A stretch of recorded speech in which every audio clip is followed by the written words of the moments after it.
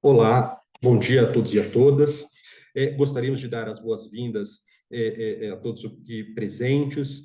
Nós tivemos um pequeno problema técnico aqui para iniciar a reunião, então acabamos atrasando 5 minutinhos, mas já vamos dar início, então, à nossa terceira mesa temática.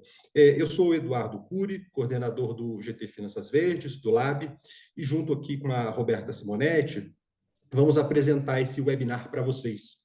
Esse webinar faz parte da iniciativa Mesas Temáticas em Mercados de Carbono, do Grupo de Trabalho Finanças Verdes, do Laboratório de Inovação Financeira. E, para contextualizar, o LAB, para quem não conhece, o LAB é um fórum de interação multissetorial, um espaço de diálogo público e privado, criado em 2017, pela parceria entre a Associação Brasileira de Desenvolvimento, a BDE, o Banco Interamericano de Desenvolvimento, o BID, e a Comissão de Valores Mobiliários, a CVM. O LAB reúne representantes do governo e da sociedade para debater alternativas inovadoras para o financiamento de investimentos sustentáveis, de finanças sustentáveis. Participam do LAB entidades do governo, entre as quais diversos ministérios e reguladores, associações representativas, bancos públicos e privados, infraestruturas do mercado financeiro, bancos de desenvolvimento, agências de fomento, empresas de todos os tipos, ONGs, além de representantes da academia. No contexto dos mercados de carbono, as primeiras ações do GT Finanças Verdes começam em 2020, com o objetivo de apoiar a estruturação deste mercado por meio da identificação dos gargalos, das dores, dos desafios e da reflexão e proposição sobre potenciais formas de superar essas barreiras. Mais recentemente, enquanto o GT Finanças Verdes acompanha o processo legislativo que ambiciona instituir um sistema brasileiro de comércio de emissões, desenvolvemos a iniciativa Mesas Temáticas em Mercados de Carbono, que busca debater aspectos críticos para o desenvolvimento desses mercados. Ao longo das primeiras mesas temáticas, que podem ser encontradas aqui no canal do YouTube do Lab, debatemos questões relacionadas às infraestruturas para registro e negociação dos créditos de carbono e também discutimos um pouco sobre os projetos que geram crédito de carbono e os seus desafios de financiamento. Agora, nessa terceira mesa, é a vez de explorarmos questões ligadas à integridade dos mercados de carbono. Ao longo do primeiro semestre deste ano, nas reuniões do nosso grupo de mercados de carbono, debatemos o tema integridade ambiental e social dos mercados de carbono sob diversos ângulos. Entendemos que o debate em torno das metodologias dos projetos de geradores de crédito de carbono compõe uma dimensão material para essa discussão.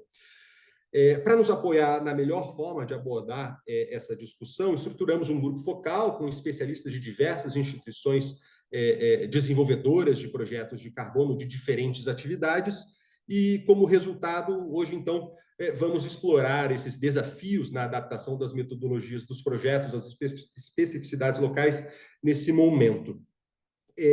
Feita essa breve introdução e contextualização, eu vou passar a palavra à nossa moderadora, Beatriz Soares.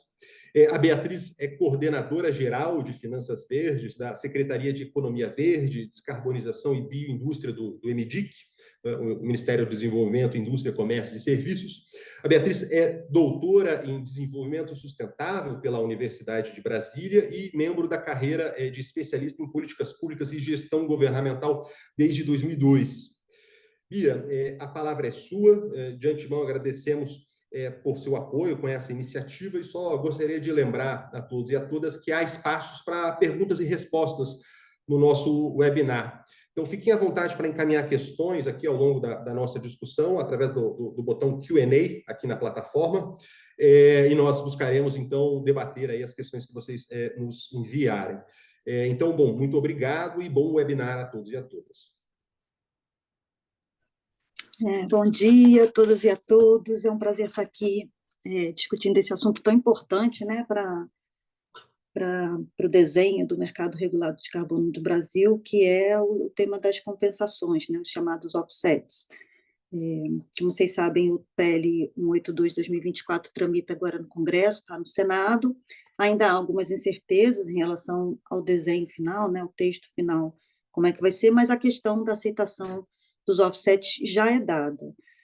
O PL fala que o órgão gestor, que é esse órgão que vai ser criado para implementar e operacionalizar o sistema, que é o órgão gestor que vai credenciar as metodologias que vão ser aceitas para a geração dos créditos de carbono, né? Então, a gente lá no MIDIC tem se dedicado a entender melhor, né? Ajudar o órgão gestor aí, quando ele vier, trazer subsídios e elementos para credenciar essas metodologias, entender as metodologias, os tipos de projeto necessários. E, para isso, a gente conta com um projeto da cooperação britânica, implementado pela Way Carbon junto com a ICC Brasil, que está estudando, né, outros sistemas de comércio de emissões que aceitam compensações, qual o percentual de compensações que aceito, que tipo de metodologia aceita lá. A gente estudou um pouco também dos padrões independentes de certificação de carbono, questões relacionadas à integridade dos créditos, garantias de qualidade, tudo. Isso tudo vai ser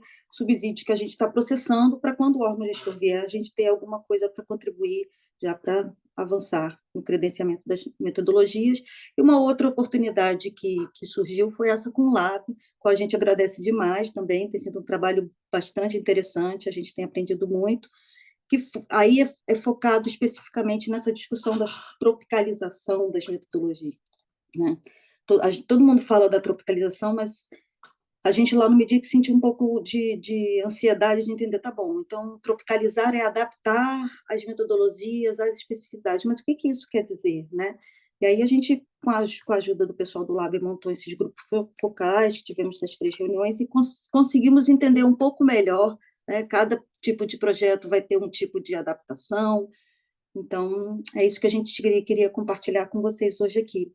E aí a dinâmica, a gente previu uma primeira discussão técnica para dar um panorama, né, do que é as metodologias, qual o papel delas na geração dos créditos de carbono, qual o histórico do desenvolvimento dessas metodologias e o que se seria possível adaptar ou não.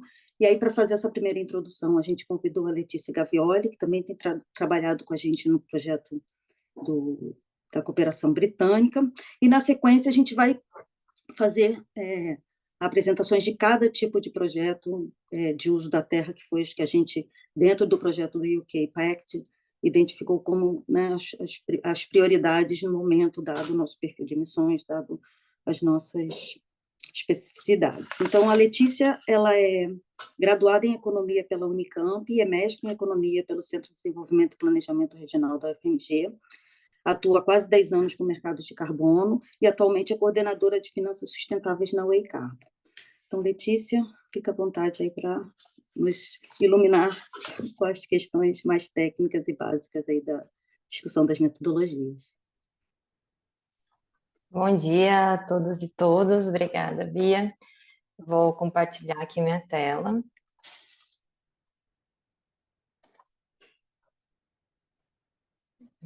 Só um segundo. Deixa eu ver. Acho que todos já estão vendo. Deixa eu só ver a minha visualização aqui. Tá. Foi. Bom, como já adiantado pela Beatriz, vou fazer aqui uma pequena introdução técnica sobre a questão das metodologias e principais questões aqui tratadas nessa questão de tropicalização, mas aí os demais painelistas vão falar um pouco mais de cada escopo especificamente. Então, eu vou falar aqui um pouquinho sobre o papel das metodologias nos projetos de carbono, o histórico do desenvolvimento de metodologias, relação das metodologias nos mercados voluntário e regulado, falar um pouquinho dos escopos de solução baseadas na natureza, porque, como a gente vai ver mais um pouquinho depois, são os escopos que dão mais margem para essa necessidade de tropicalização, e já abordar rapidamente essa questão da adaptação de metodologias em diferentes contextos geográficos. Sobre o papel das metodologias nos projetos de carbono, a gente tem que as metodologias são documentos que estabelecem procedimentos detalhados para quantificar os benefícios reais de mitigação de gás de efeito estufa de um projeto e vão fornecer orientações para ajudar os desenvolvedores de projetos a determinar os limites de projeto, e isso entendendo-se como limite não só a limitação geográfica do projeto, mas também as fontes de emissão abarcadas por aquela metodologia, o que vai ser contabilizado e quais gases de efeito estufa também vão ser contabilizados para gerar esses créditos de carbono posteriormente. As metodologias também vão trazer orientações para a definição das linhas de base, que seria o cenário na ausência do projeto, que ocorreria em termos de emissões na ausência do projeto.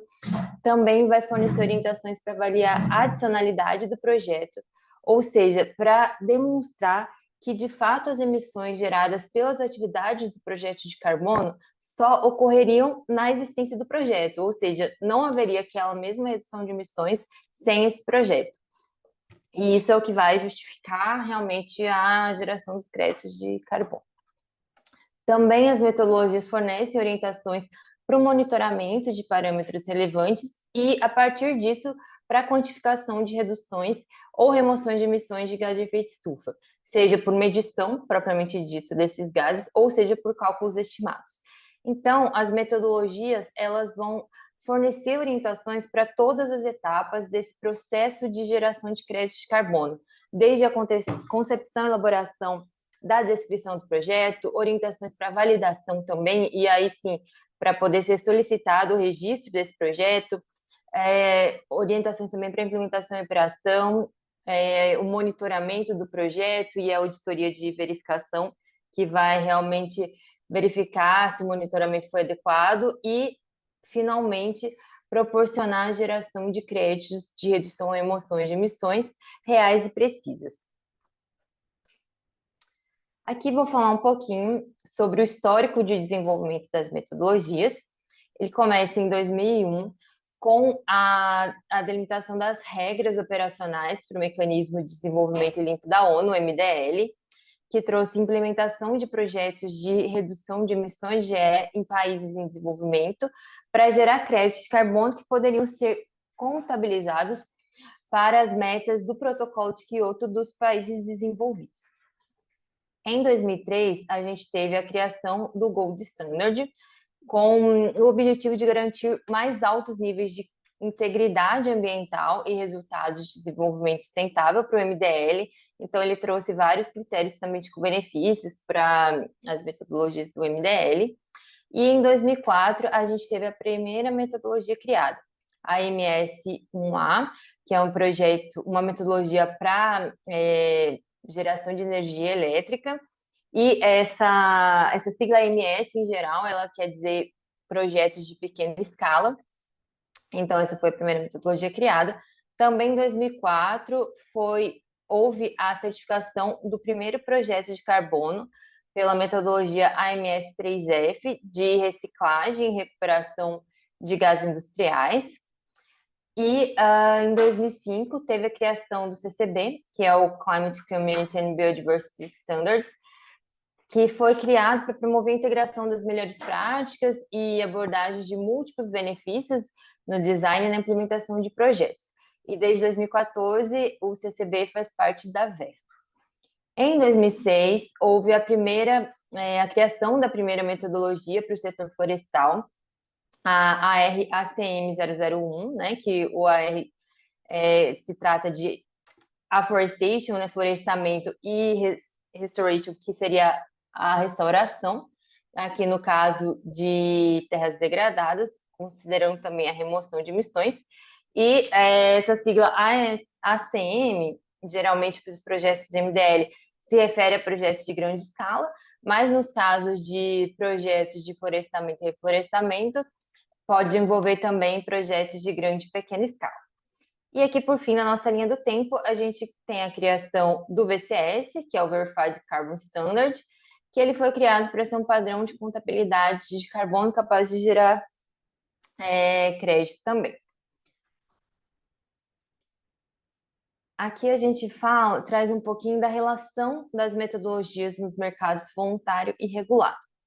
No mercado voluntário, a gente tem esses padrões independentes de certificação de carbono, que a gente falou já um pouquinho, o VCS, Gold Standard, também temos o Ser Carbono, o American Carbon Registry, conhecido como ACR, o Global Carbon Council, que é o GCC, Climate Action Reserve, que é o ACR, também temos Social Carbon, que olha também bastante para co-benefícios, o Poor Earth, os brasileiros que foram criados recentemente, Lux e o Tero, o Art3 e o JNR, que tratam de rede jurisdicional, né, os projetos de conservação no âmbito das jurisdições, e entre outros também.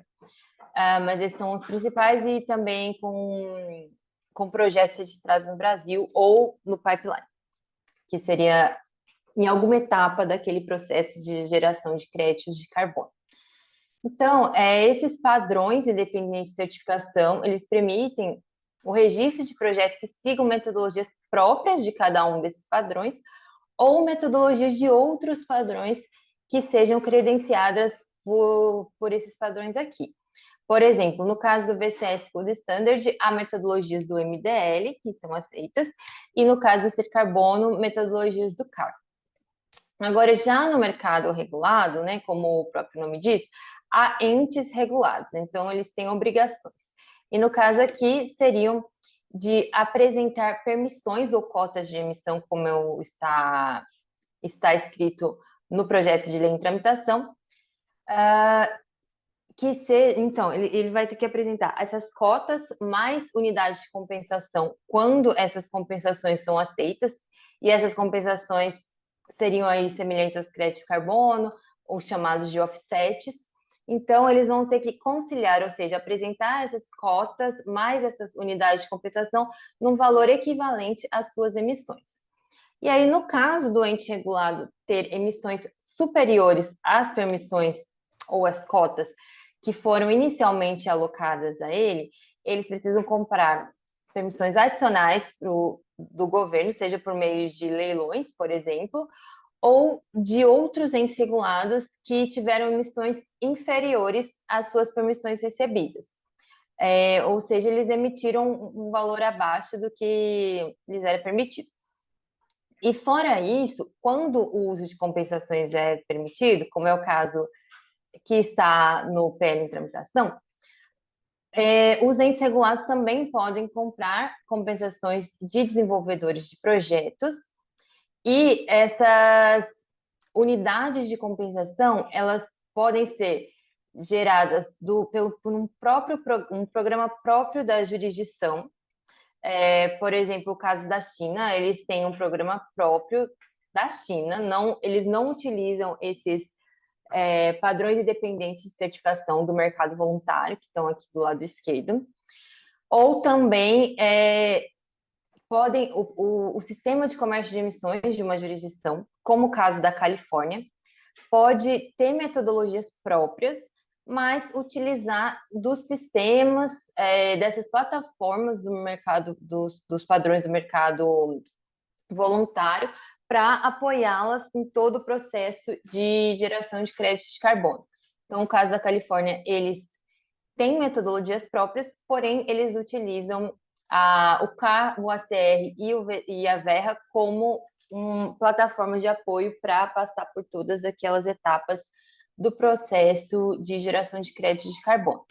E uma outra questão, que aí sim tem uma interação mais direta entre esses padrões e o mercado regulado, seria o caso da Coreia do Sul, que eles aceitavam créditos do MDL, e aí sim, nas metodologias propriamente do MDL, como compensações de parte das obrigações das entidades reguladas por seu mercado voluntário.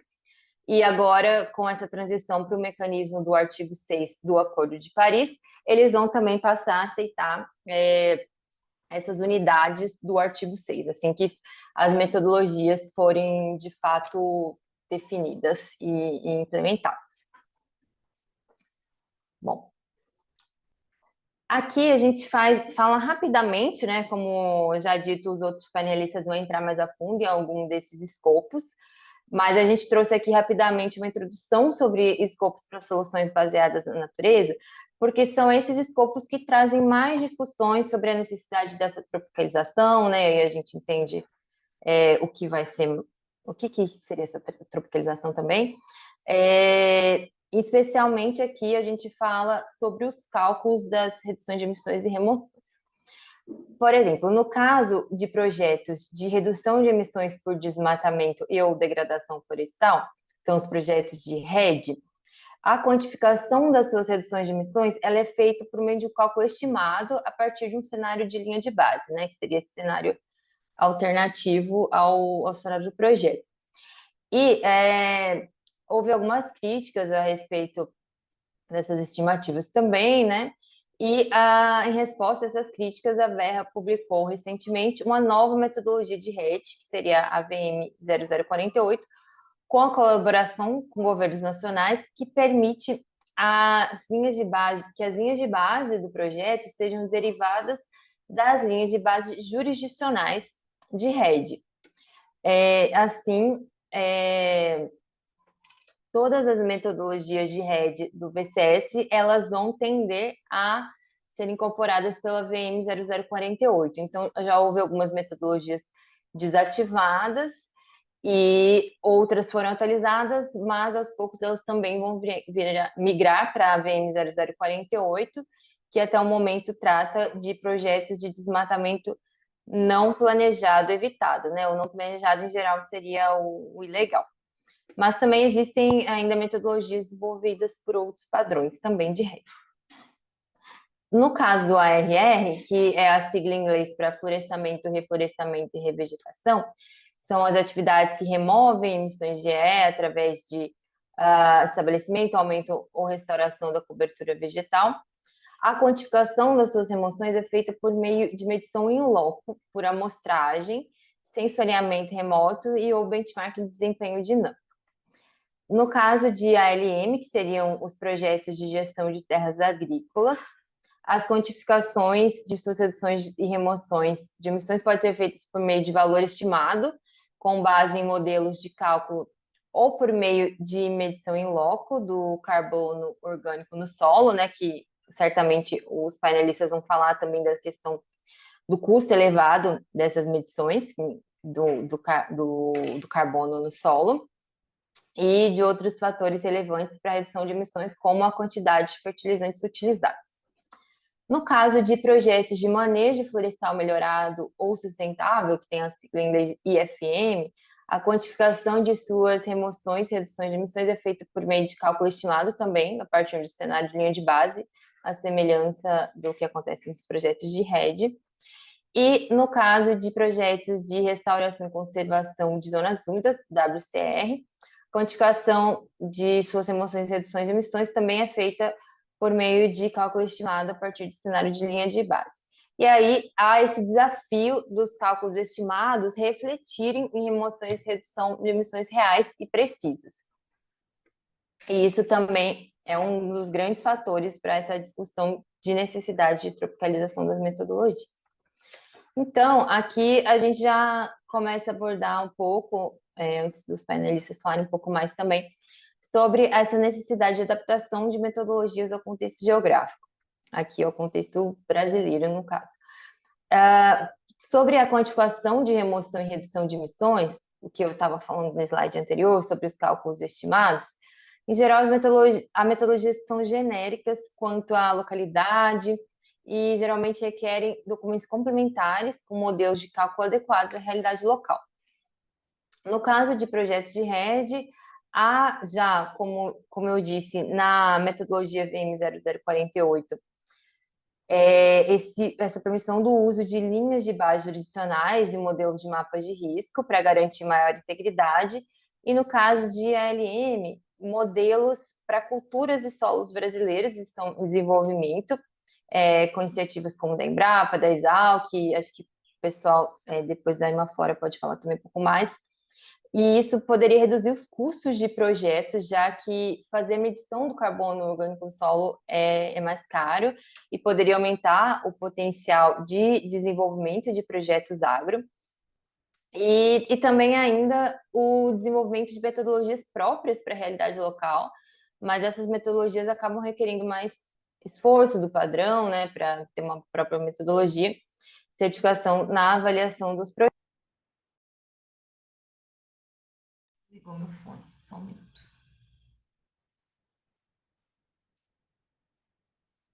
Deixa eu ver isso. me fala aqui, por favor. Há outros fatores também que eles podem levar a essa discussão de uma necessidade dessa tropicalização, que seriam, por exemplo, o regulatory surplus, que quer dizer o quê?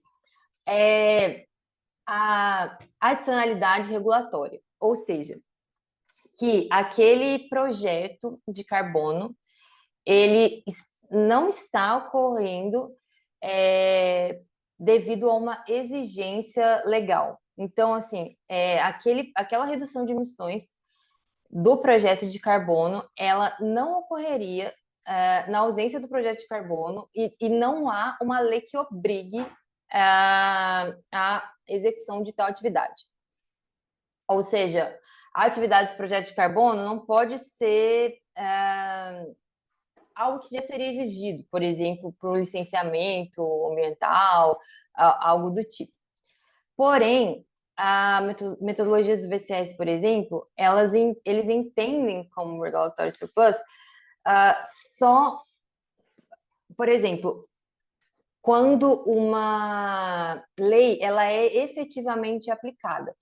Então, se a lei não é efetivamente aplicada, poderia ainda dizer que há essa adicionalidade, porque, por exemplo, há a proibição de desmatamento em uma determinada área, porém, sistematicamente tem havido desmatamento naquela área. Então, apesar daquela lei, essa lei não vem sendo aplicada. Então, é possível que um projeto de carbono naquela região ela seja considerado adicional, porque na ausência daquele projeto, o desmatamento continuaria a ocorrer, mesmo existindo uma lei que proíbe esse desmatamento. Então, há essa brecha, né, essa permissão nas metodologias do BCS, porém, também a questão da necessidade aqui, que é o último tópicozinho aqui, de avaliação de especialistas que conheçam a realidade local também. E também questões agrárias, por exemplo, da propriedade da terra, né, a questão de terras griladas, então isso é uma questão que também deve ser avaliada, o relacionamento com comunidades locais e em metodologias que não garantem a integridade e qualidade dos créditos, que acabam tendo foco na quantificação de emissões e acabam, às vezes, deixando de lado alguns fatores desses que são importantes. Então, como a gente olha para metodologias que sejam adequadas à localidade, essas metodologias elas vão ter que embutir em sua descrição modelos de cálculo com fatores como a definição de floresta, dados de inventário florestal, dados de matriz energética, entre outros. E aqui a gente já abre um pouco para a discussão também de caminhos para a tropicalização, como o desenvolvimento de modelos e práticas adaptadas à realidade nacional e também fatores de emissão mais refinados para o uso em metodologias existentes, porque às vezes a metodologia já permite esse uso de outros fatores de emissão adequados à realidade local, mas pode não, enfim, não ter esse fácil acesso, ser muito custoso de realmente ter esse fator específico, ou essas modelagens aqui, então esse é um fator importante, e desenvolvimento também de novas metodologias baseadas nos sistemas produtivos brasileiros, se houver essa necessidade também. Bom, acho que agora eu volto para a Beatriz, para seguir com os demais painéis. Muito obrigada. Vou parar de compartilhar. Deixa eu voltar. Deixa eu achar onde que está. Obrigada.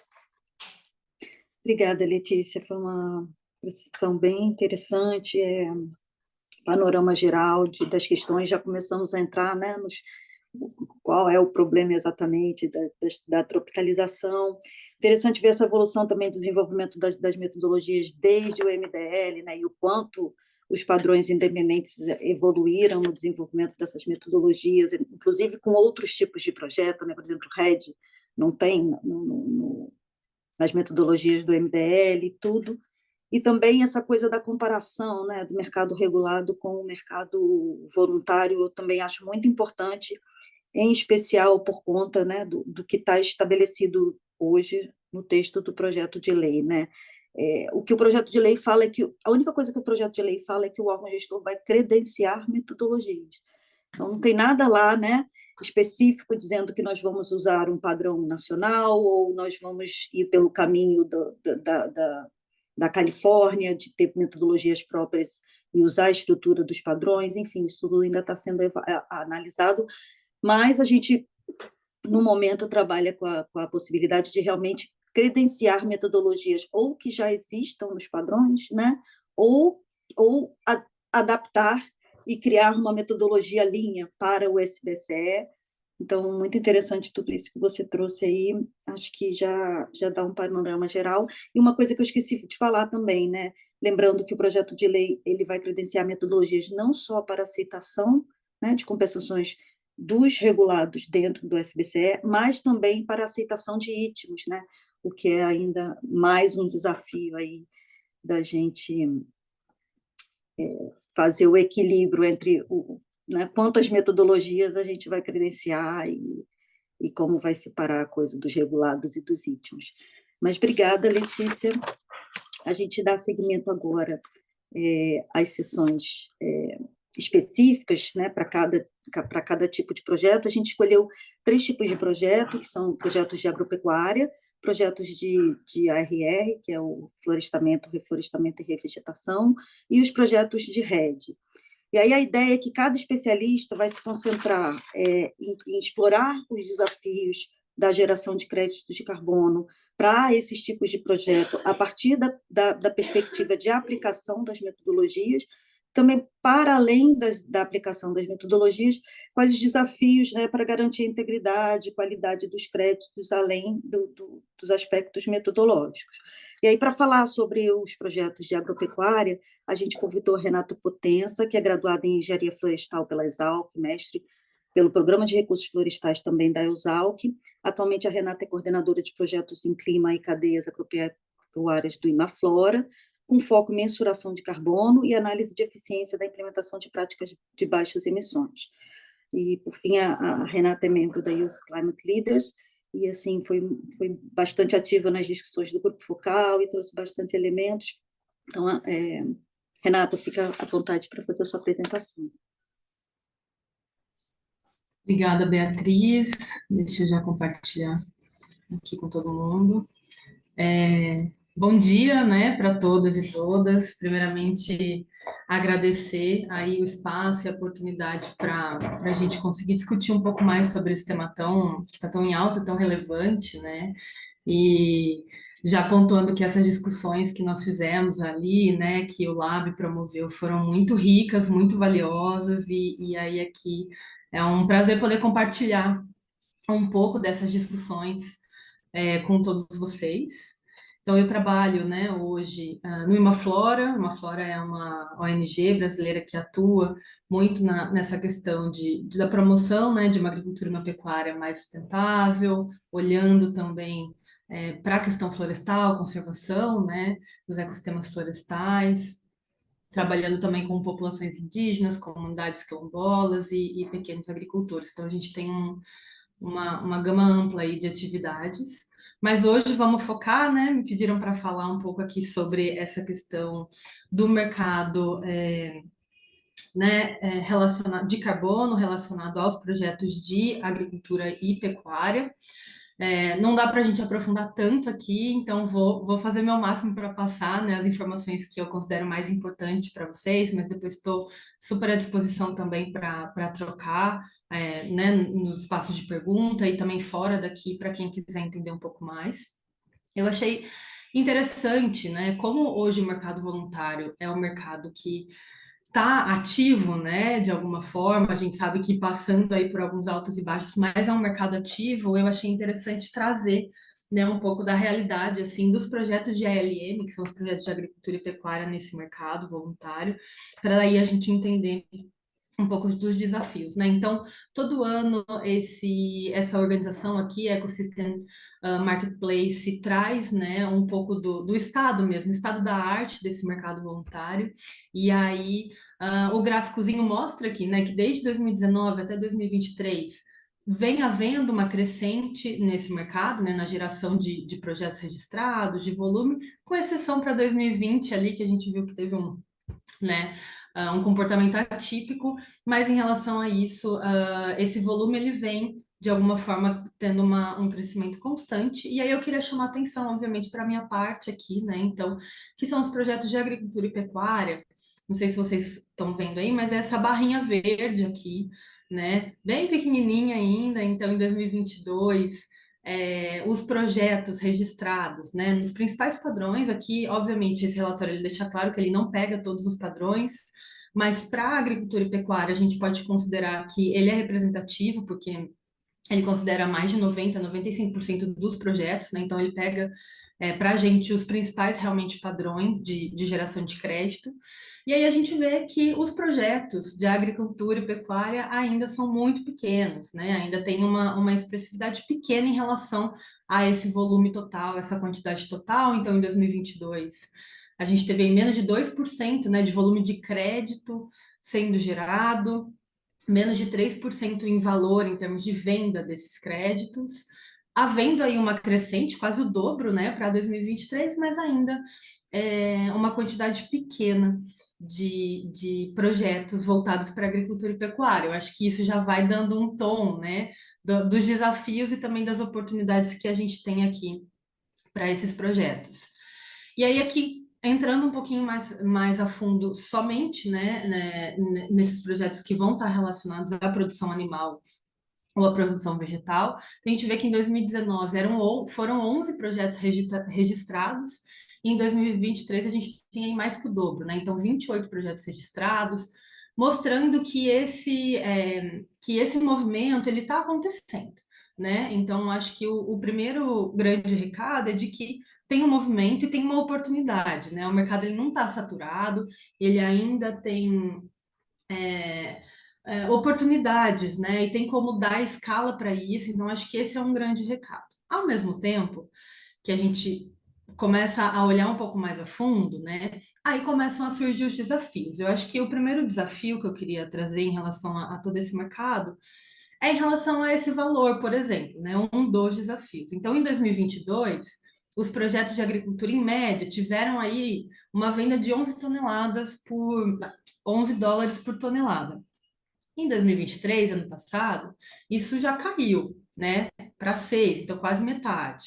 Se a gente for olhar os outros anos, tem uma oscilação grande. Então, acho que o primeiro desafio que eu queria pontuar aqui é esse desafio de que é um mercado em construção, né? Se para a gente o mercado regulado ainda está, né, bem no começo da sua construção ali, da sua implementação, enfim, ainda precisa ser aprovado, o mercado voluntário que já está avançando há alguns anos ainda está em desenvolvimento, né? Então, acho que esse é o primeiro desafio de que a gente precisa, tem oportunidades, mas a gente precisa olhar e entender melhor como que esse mercado vai se comportar, como é que ele vai realmente valorizar esses projetos, incluir esses projetos, né? Então, acho que esse é o primeiro ponto, assim.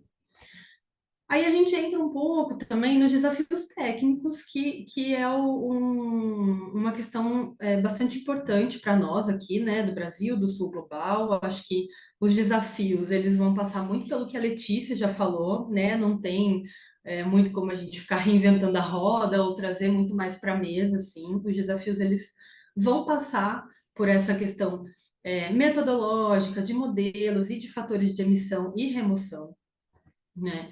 Para os projetos de agricultura e pecuária, acho que a primeira questão que eu queria, né, dessa parte mais técnica, metodológica, trazer para vocês é em relação à adicionalidade, né? Então, como é que a gente demonstra que o que eu estou implementando, né, na minha fazenda, no meu grupo de fazendas, na minha produção, né, as práticas mais sustentáveis, menos impactantes, como que eu demonstro essa adicionalidade, que ela realmente está trazendo benefícios, né, em termos de carbono, e aí depois a gente pode incluir toda a parte social junto, também econômica. Mas como é que eu demonstro essa adicionalidade de um, né, objeto, o nosso objeto ali, seja um animal, seja uma lavoura, enfim, qualquer tipo de produção animal ou vegetal que a gente está falando, são ativos biológicos, vivos, que dependem, né, que estão sujeitos a, a questões externas. Então, essa produção ela sempre vai estar sujeita ao clima, à temperatura, à quantidade de chuvas, às condições do solo. Então, acho que demonstrar essa adicionalidade e a perenidade desse carbono que vai ser gerado ao longo dos anos para um sistema ativo, para um sistema biológico, é um grande desafio, né? Então, acho que esse é um primeiro ponto. E aí a gente começa a entrar, né, na questão das metodologias. Então, a maior parte das metodologias que estão disponíveis hoje nesses padrões internacionais, na maior parte das vezes elas não capturam, né, elas não consideram e refletem as características da agropecuária local, né, e as suas eficiências, o seu modo, né, os seus modelos produtivos. E aí, principalmente falando sobre o sul global, sobre o Brasil, então tem metodologia para redução de metano, só que aí foi pensado e foi estruturada essa metodologia para um gado confinado da Suíça ou para o gado confinado dos Estados Unidos, que não reflete a realidade brasileira, né? Aqui a gente sabe que a nossa realidade ela é diferente. A gente tem áreas muito maiores, a gente faz uma produção, né, animal e vegetal, animal principalmente em pastos, não em confinamento. Então, acho que trazer um pouco, a gente precisa também avançar nessas questões metodológicas que consigam captar e refletir a essência, né, dos modelos produtivos brasileiros. Então, esse é um desafio. Lembrando que a gente está falando dos desafios, né, mas isso não significa que isso já não está sendo feito. Tem muitas institutos de pesquisa, organizações, academia que já estão avançando nisso. O desafio ele é posto, porque ainda precisa que avance mais, isso precisa ganhar mais escala, né? Então, por isso que ainda é um desafio, mas eu queria ressaltar, né, e reforçar de que isso já vem sendo endereçado em alguns lugares, em vários grupos, né? Como a Letícia comentou aqui no Exalc, tem o C-Carbon agora, e tem outros grupos que têm avançado com isso.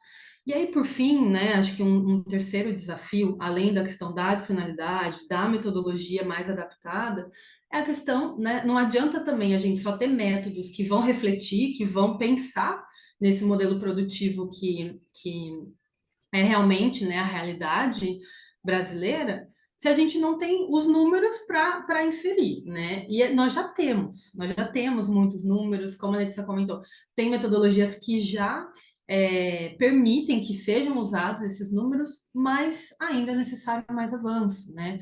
Quando a gente está falando de fatores de emissão, acho que já tem um avanço maior.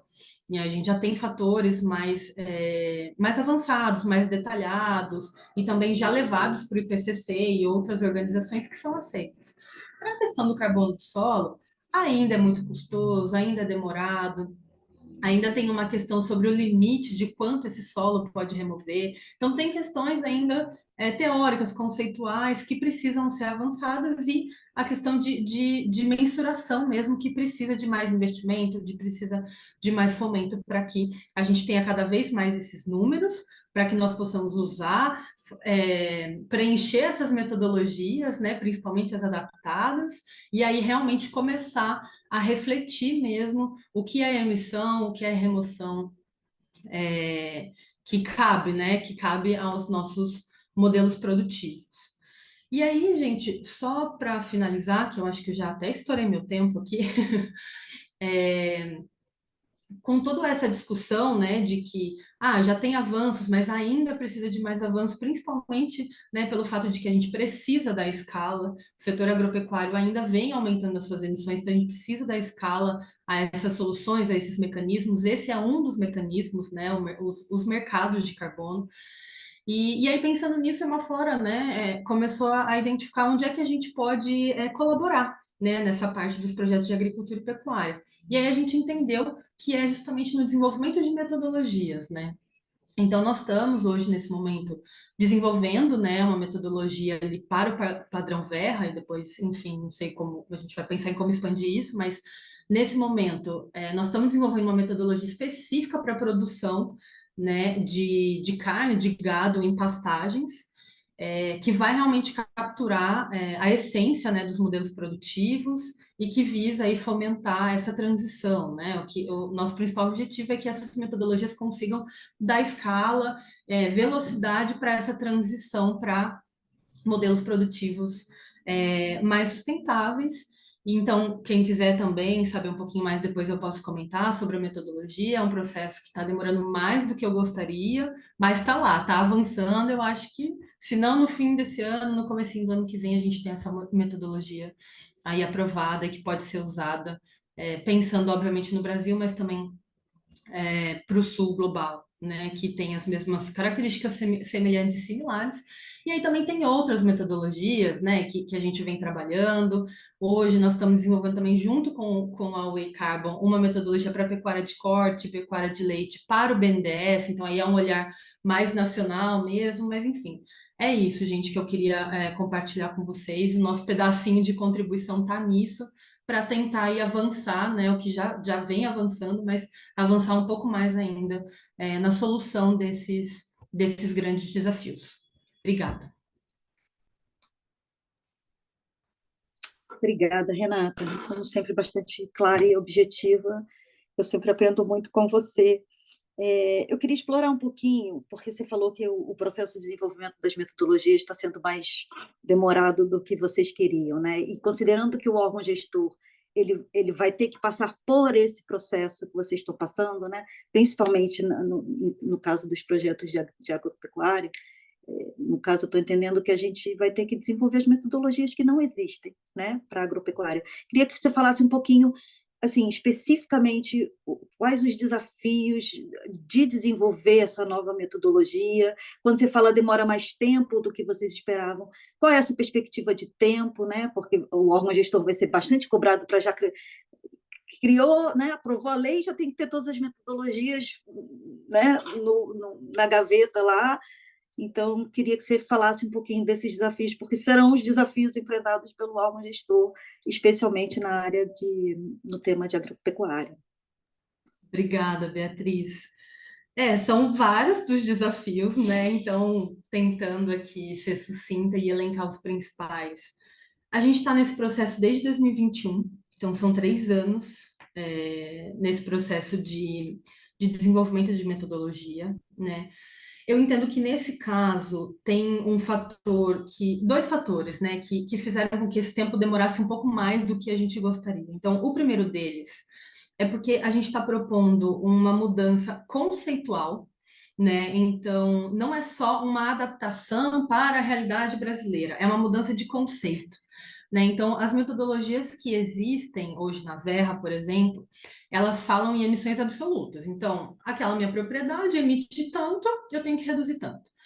A nossa proposta, com esse olhar para a pecuária, e obviamente com todos os seus limites, com todas as suas salvaguardas, é para que essa adicionalidade ela seja mensurada via intensidade e não emissões absolutas. Então, assim, se eu tenho uma produção mais intensificada, com melhores práticas de manejo do solo, do meu animal, mas eu tenho mais animais ali, eu estou gerando mais carne por hectare, eu estou reduzindo a pressão por abertura de novas áreas.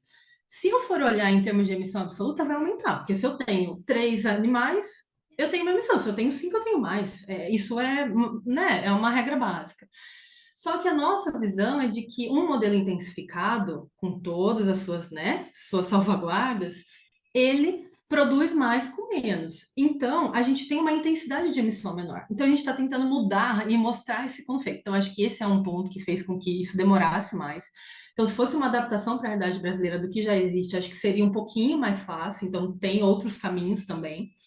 Né? E uma segunda dificuldade é que a Verra vem passando, né, principalmente por conta dos projetos de rede, por todo esse questionamento de integridade. Então, eles têm ficado mais rígidos, né, com a gente, eles estão mais rígidos de realmente entender.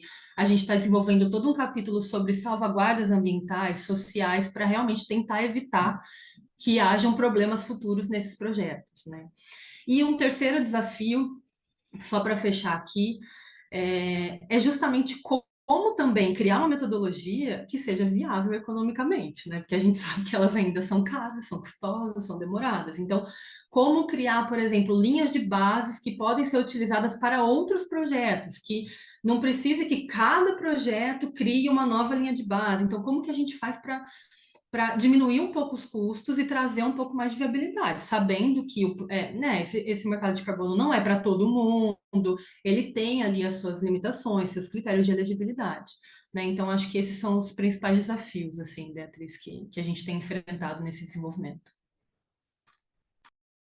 Obrigada, Renata. Grandes desafios aí, que a gente, ainda mais que você falou de dar escala, isso tudo, né? Assim, muito trabalho pela frente. Obrigada. A gente vai focar agora nos projetos de florestamento, reflorestamento e revegetação, lembrando, né, que a ideia é explorar os desafios para a geração dos créditos a partir das metodologias e também aqueles para além das metodologias para garantia de integridade e qualidade dos créditos. E aí, para falar sobre isso nos projetos de RE, vou convidar o Diego Toledo, que é engenheiro florestal e mestre em ciências florestais, ambos pela Universidade Federal de Viçosa. O Diego possui mais de 10 anos de experiência em mudanças climáticas e projetos de crédito de carbono. Atualmente é gerente de projetos de carbono na Regreen e responsável pela gestão dos projetos de reflorestamento e restauração. Diego, fica à vontade para fazer a sua apresentação. Bom dia, Beatriz, obrigado aí pela apresentação. De antemão também já agradecer o Eduardo do Lab por essa oportunidade. Vou compartilhar minha tela aqui para a gente iniciar a apresentação.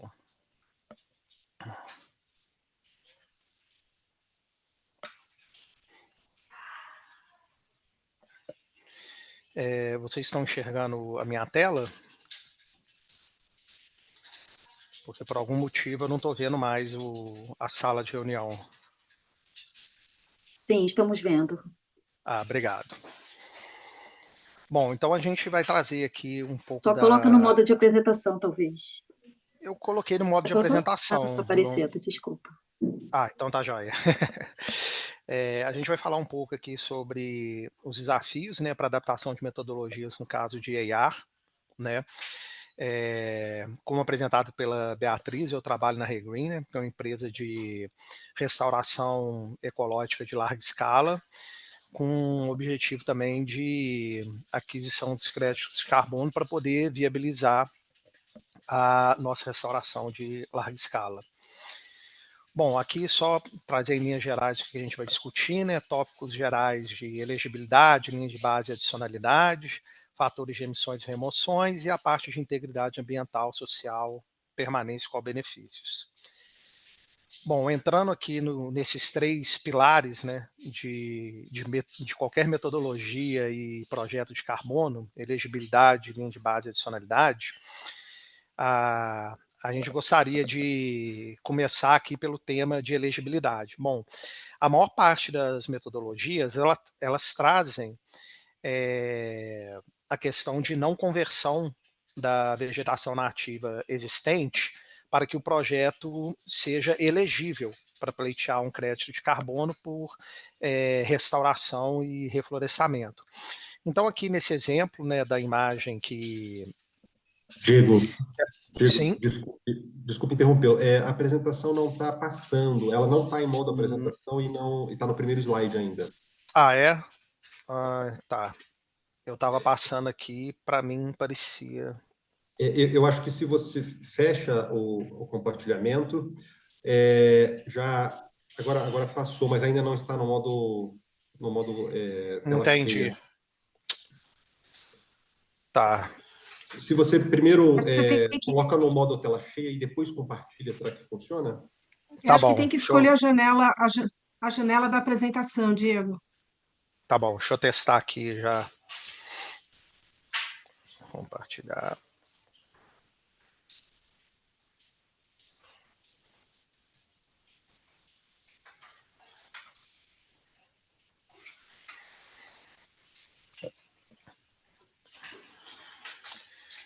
Vê se está no modo apresentação agora, Eduardo, porque para mim aparece como modo apresentação.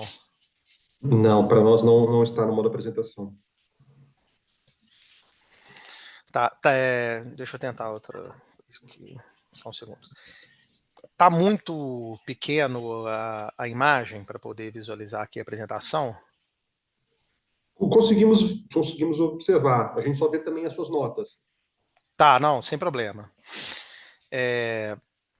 Bom, ficou melhor, um pouco melhor a visualização? Ficou. Vamos seguir. Perfeito.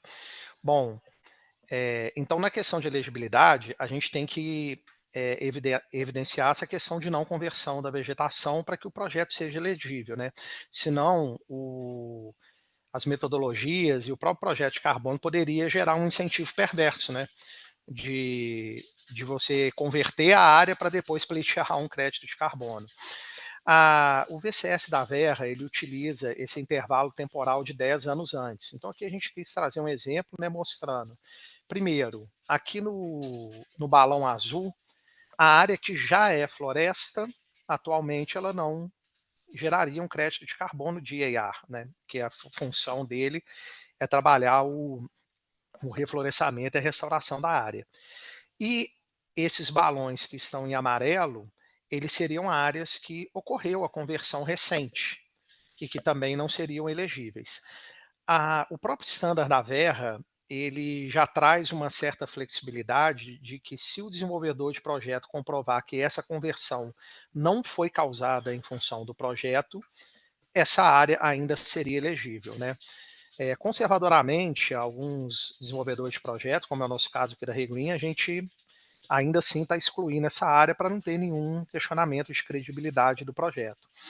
Um outro ponto que a gente ressalta que pode ser interessante seria a elegibilidade de áreas que estão como florestas secundárias ou com o início da restauração que vão enfrentar uma dificuldade para se tornar uma floresta com um estoque potencial maior dela.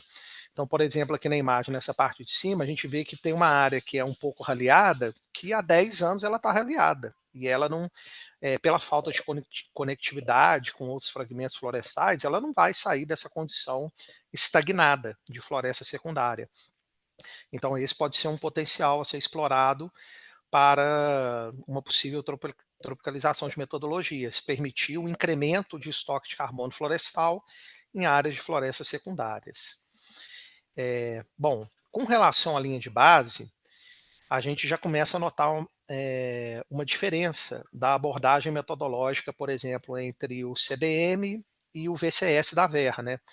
O CDM, a comprovação de qual seria o cenário na ausência do projeto, ele é mais qualitativo, ele é baseado numa análise de barreiras, aonde você demonstra que sem o incentivo do crédito de carbono, aquela área tenderia a continuar como sendo uma área de não floresta.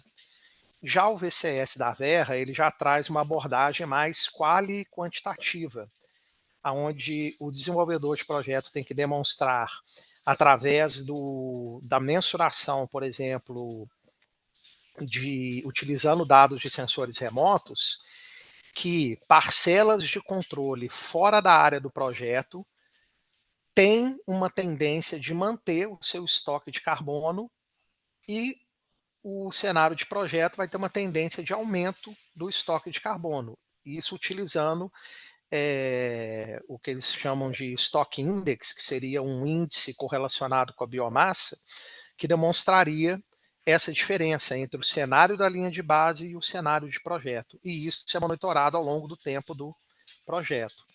Então, numa possível tropicalização de metodologias, um ponto que a gente coloca aqui de observação é entender até que ponto as metodologias nacionais estariam aderentes às regulamentações internacionais. Então, acho que ainda tem um caminho aí a ser observado de como que vai ocorrer a transição das metodologias do CDM para o artigo 6.4 do Acordo de Paris, por exemplo. Né, se abordagens semelhantes a essa da Verra serão incorporadas ou se parte da lógica do CDM se manteria nesse cenário, para que a gente não crie uma terceira metodologia com uma terceira linha para definição de linha de base, aonde esses sistemas dificilmente conversariam entre si, né? Por fim, a adicionalidade. no CDM e na VER eles também têm algumas diferenças, mas essencialmente são muito parecidos, né? Aqui o CDM ele traz uma lógica de 4 steps. A gente tem que demonstrar que a atividade não é mandatória por lei, a gente faz a listagem de cenários, performa a análise de barreiras, e aqui no CDM a análise de investimentos ela é opcional. Caso a análise de barreiras não seja conclusiva, ela se torna mandatória.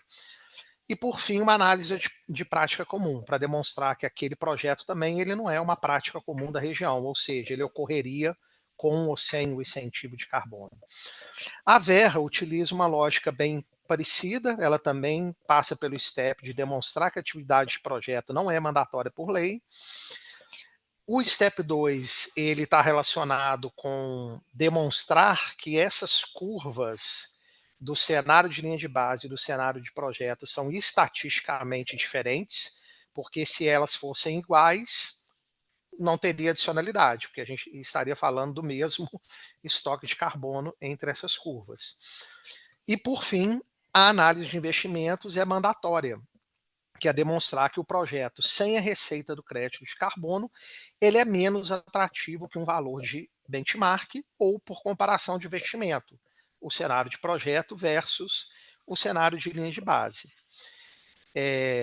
Então, esses pontos da adicionalidade, eles também são importantes quando a gente estiver pensando na tropicalização de metodologias, para que eles sejam sinérgicos com esses padrões que já são utilizados tanto no antigo mercado regulado do CDM quanto nos mercados voluntários. Assim como foi mencionado, outras metodologias de outros padrões voluntários, elas também seguem uma lógica muito semelhante a essa que a gente observou aqui com relação à elegibilidade, linha de base e adicionalidade. Agora a gente vai quebrar um pouco aqui para falar bem brevemente, né, dos fatores de emissões e remoções que podem ser utilizados pelos projetos, né? Bom, a maior parte das metodologias elas se baseiam em referências para a utilização dos fatores de emissões e remoções. Então, por exemplo, as próprias metodologias do CDM às vezes trazem alguns valores defaults, alguns valores de referência.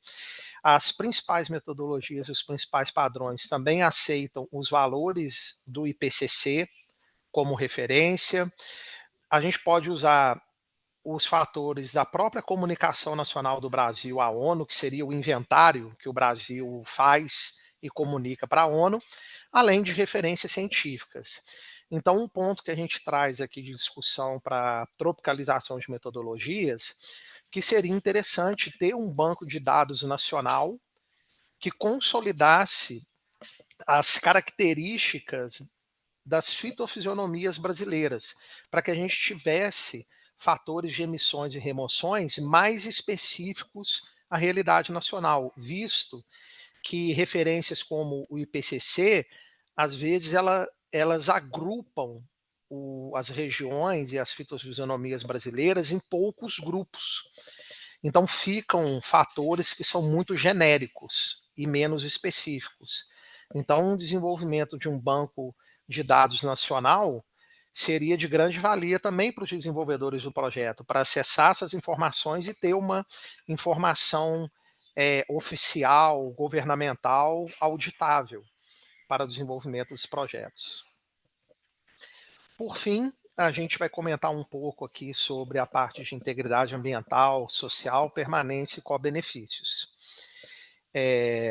Como integridade ambiental, a gente entende que a própria legislação em vigor, tanto ambiental quanto social, elas podem ser utilizadas para garantia da integridade ambiental e social dos projetos, sem que isso tolha a adicionalidade para os projetos. A gente traz aqui como exemplo, né, que o novo Código Florestal Brasileiro, ele menciona que para áreas de APP e reserva legal, mesmo que seja previsto na legislação que elas sejam mantidas e eventualmente restauradas, que elas são adicionais para projetos de carbono.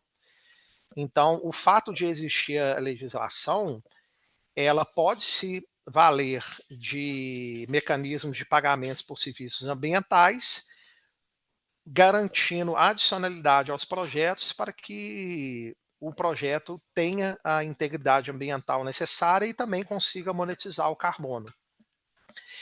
Com relação à permanência, a gente entende que muitas tecnologias de sensores remotos, elas podem ser utilizadas, combinadas com a metodologia, para garantir um monitoramento do projeto após o período de geração de crédito deles. Então, para garantir que aquele projeto, aquela floresta, depois de implementada e restaurada, aquele estoque de carbono vai permanecer por algum tempo e não vai retornar para a atmosfera. E, por fim, os sistemas também de metodologias nacionais poderiam permitir a inclusão de selos adicionais, para que projetos que tenham co-benefícios sociais e de biodiversidade possam ter um label associado a eles e que busquem uma diferenciação de valor de mercado com relação a isso. Tá? Bom, era isso que eu tinha para apresentar, né? Agradeço aí a participação de todos e estou aberto para as perguntas.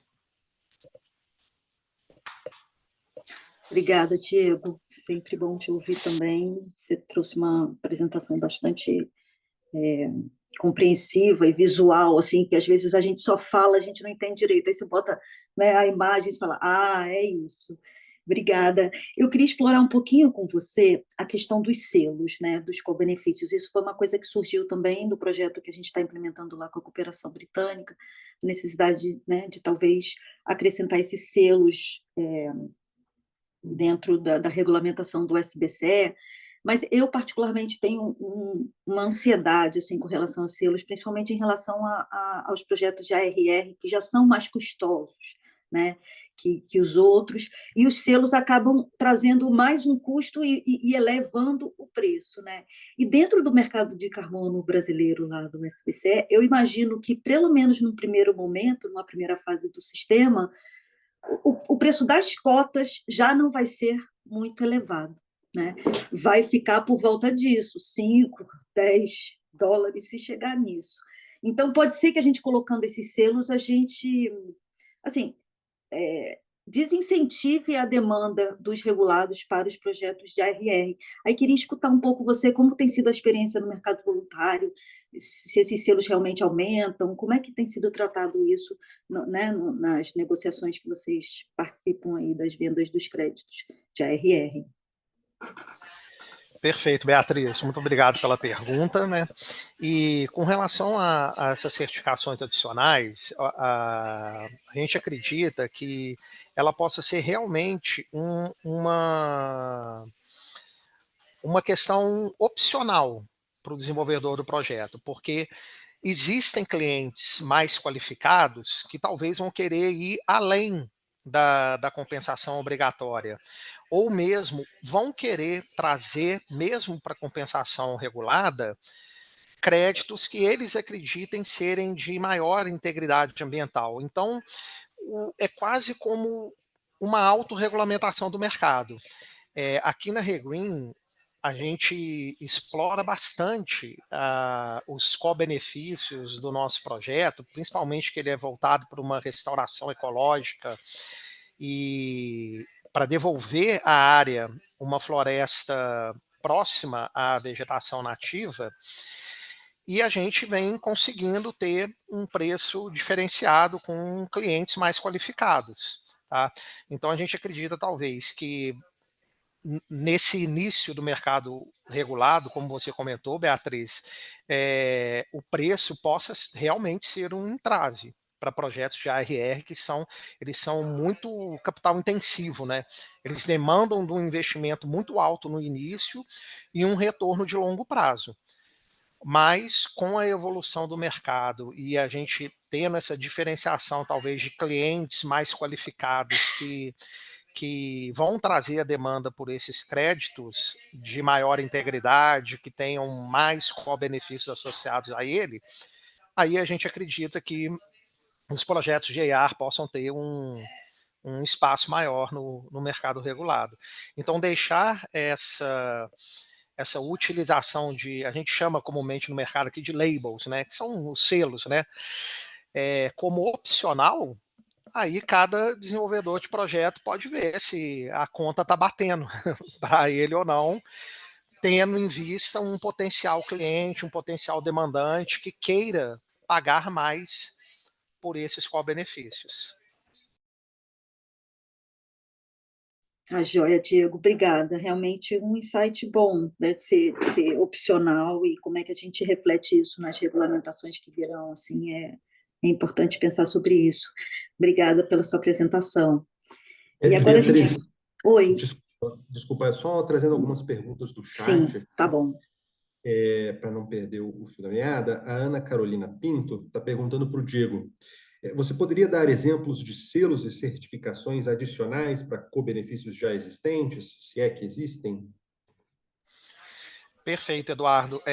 Muitos desses selos, eles já vêm até de alguns padrões de mercados voluntários. Então, por exemplo, a Verra, que tem o VCS como padrão de geração de crédito de carbono, como bem apresentado pela colega da Way Carbon, né, ela também já desenvolveu um selo que chama CCB, que é o Climate Community and Biodiversity Standard.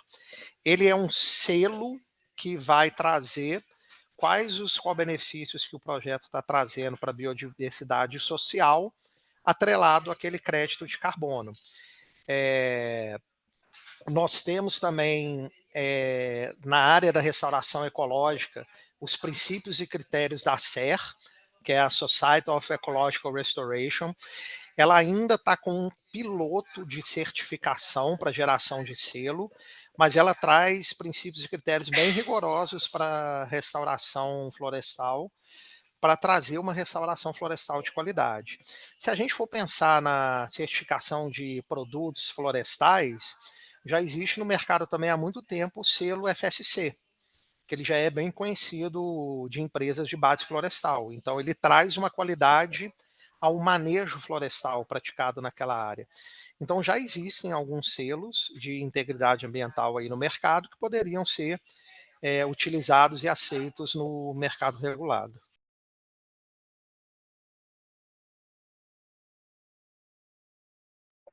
Excelente, Diego. Muito obrigado pela resposta. Só para não perder o fio aqui, a Karina Vasconcelos trouxe também qual a perspectiva de oferta e demanda dos créditos de carbono, especificamente de ARR, com o RED+ sofrendo maior escrutínio, a tendência de demanda por esse tipo de crédito está aumentando na percepção de vocês. Já emendando também aqui, Diego, o Márcio Gama está questionando, a ReGreen trabalha com alguma metodologia ou pesquisa para acelerar o crescimento de espécies nativas em áreas degradadas e assim gerar os créditos de carbono de forma mais rápida? Perfeito, Eduardo. Respondendo a primeira pergunta, desculpa, Eduardo, você poderia repetir a primeira pergunta? Me deu um lapso aqui de memória, desculpa. Claro. Bom, a primeira pergunta então, qual a perspectiva da oferta e demanda dos créditos de carbono, especificamente de RR, em função do RED, né, está sofrendo... Perfeito. Olha, nesse momento, eu acho que seria muito prematuro dizer que a demanda por crédito de ARR possa ter aumentado em função de maior escrutínio no RED. O que a gente vem observado aqui é que há um aumento de demanda por créditos de remoção no geral. E esse aumento de demanda, ele vem muito a reboque de várias iniciativas net zero e de carbono zero que grandes corporações do mundo estão adotando e estão aderindo. Então, como a empresa, essas empresas e essas grandes companhias multinacionais se comprometem a ter uma emissão líquida zero até 2050, até 2100, a demanda por crédito das emoções aumenta, porque nenhuma empresa vai conseguir emitir zero. Então, ela vai ter que contrabalancear isso com um crédito de compensação. E os créditos de remoções, eles estão sendo bem vistos como possível, como possibilidade para atender essa demanda. Eu não diria que essa demanda possa estar sendo puxada por conta de questionamentos dos projetos de rede. Eu acho que já é um movimento natural do mercado. Com relação a pesquisas de velocidade e melhoria do incremento do carbono de florestas nativas aqui na REGreen, a gente vem sim desenvolvendo esse tipo de pesquisa, onde a gente busca avaliar quais são as espécies nativas com maior potencial de crescimento de carbono, respeitando a dinâmica da floresta. Então, ou seja, a gente entra com espécies pioneiras de crescimento mais rápido para que elas sirvam como tutoras das espécies secundárias e secundárias tardias, respeitando a diversidade de espécies daquele ecossistema e que a gente consiga fazer isso de uma forma mais rápida.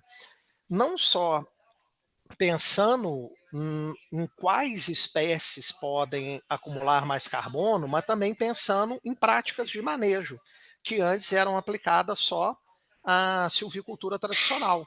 Então, mesmo o preparo de solo, adubação, controle de formigas, são práticas que a gente está trazendo para a realidade da restauração ecológica, para que a gente consiga ter sucesso e ter uma velocidade de restauração maior do que seria uma regeneração natural assistida.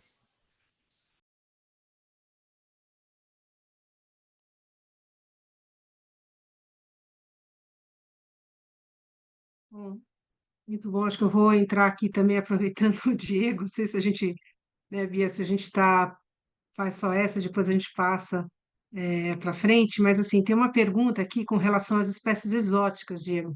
Pergunta do Roosevelt é assim: se o bem a proteger é o clima e o ambiente, por que as plantações comerciais com espécies exóticas, que têm um enorme potencial fotossintético e cumprem essa função, ainda sofrem com uma discriminação na obtenção de benefícios que os créditos possam fornecer, mesmo quando esses empreendimentos são certificados por selos como FSC?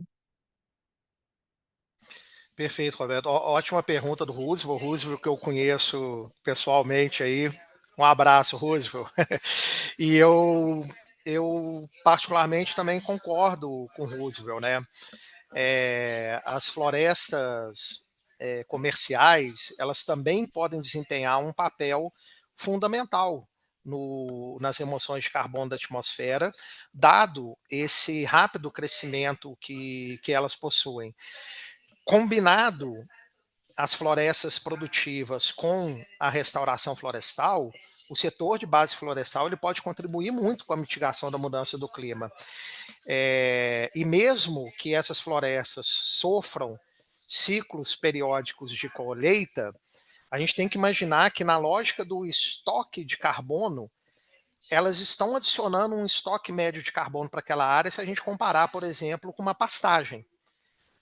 Essas florestas, normalmente, elas são plantadas em mosaico, elas vão crescendo e colhendo em momentos distintos, e se a gente for olhar para essa fotografia do estoque ao longo do ano, a gente tem uma manutenção de um estoque de carbono que é maior quando comparado com uma área sem esse tipo de atividade. Então, a gente também acredita que há espaço para as florestas produtivas serem consideradas como adicionais e gerarem créditos de carbono. E eu acho que aí, Roosevelt, muito do mercado voluntário, como o próprio nome já disse, né? As compensações são voluntárias, a, a ponta da demanda pode acabar selecionando os projetos que eles querem incentivar. E aí, obviamente, é uma questão talvez também de diferenciação de preço. Um projeto que tem uma atratividade ambiental maior, ele pode ter um preço maior, outros que têm atratividade ambiental, mas que têm essa vertente comercial, podem ter uma diferenciação de preço, mas eu acredito que todas essas formas de incremento de estoque de carbono florestal, elas são válidas para fins de compensação de emissões.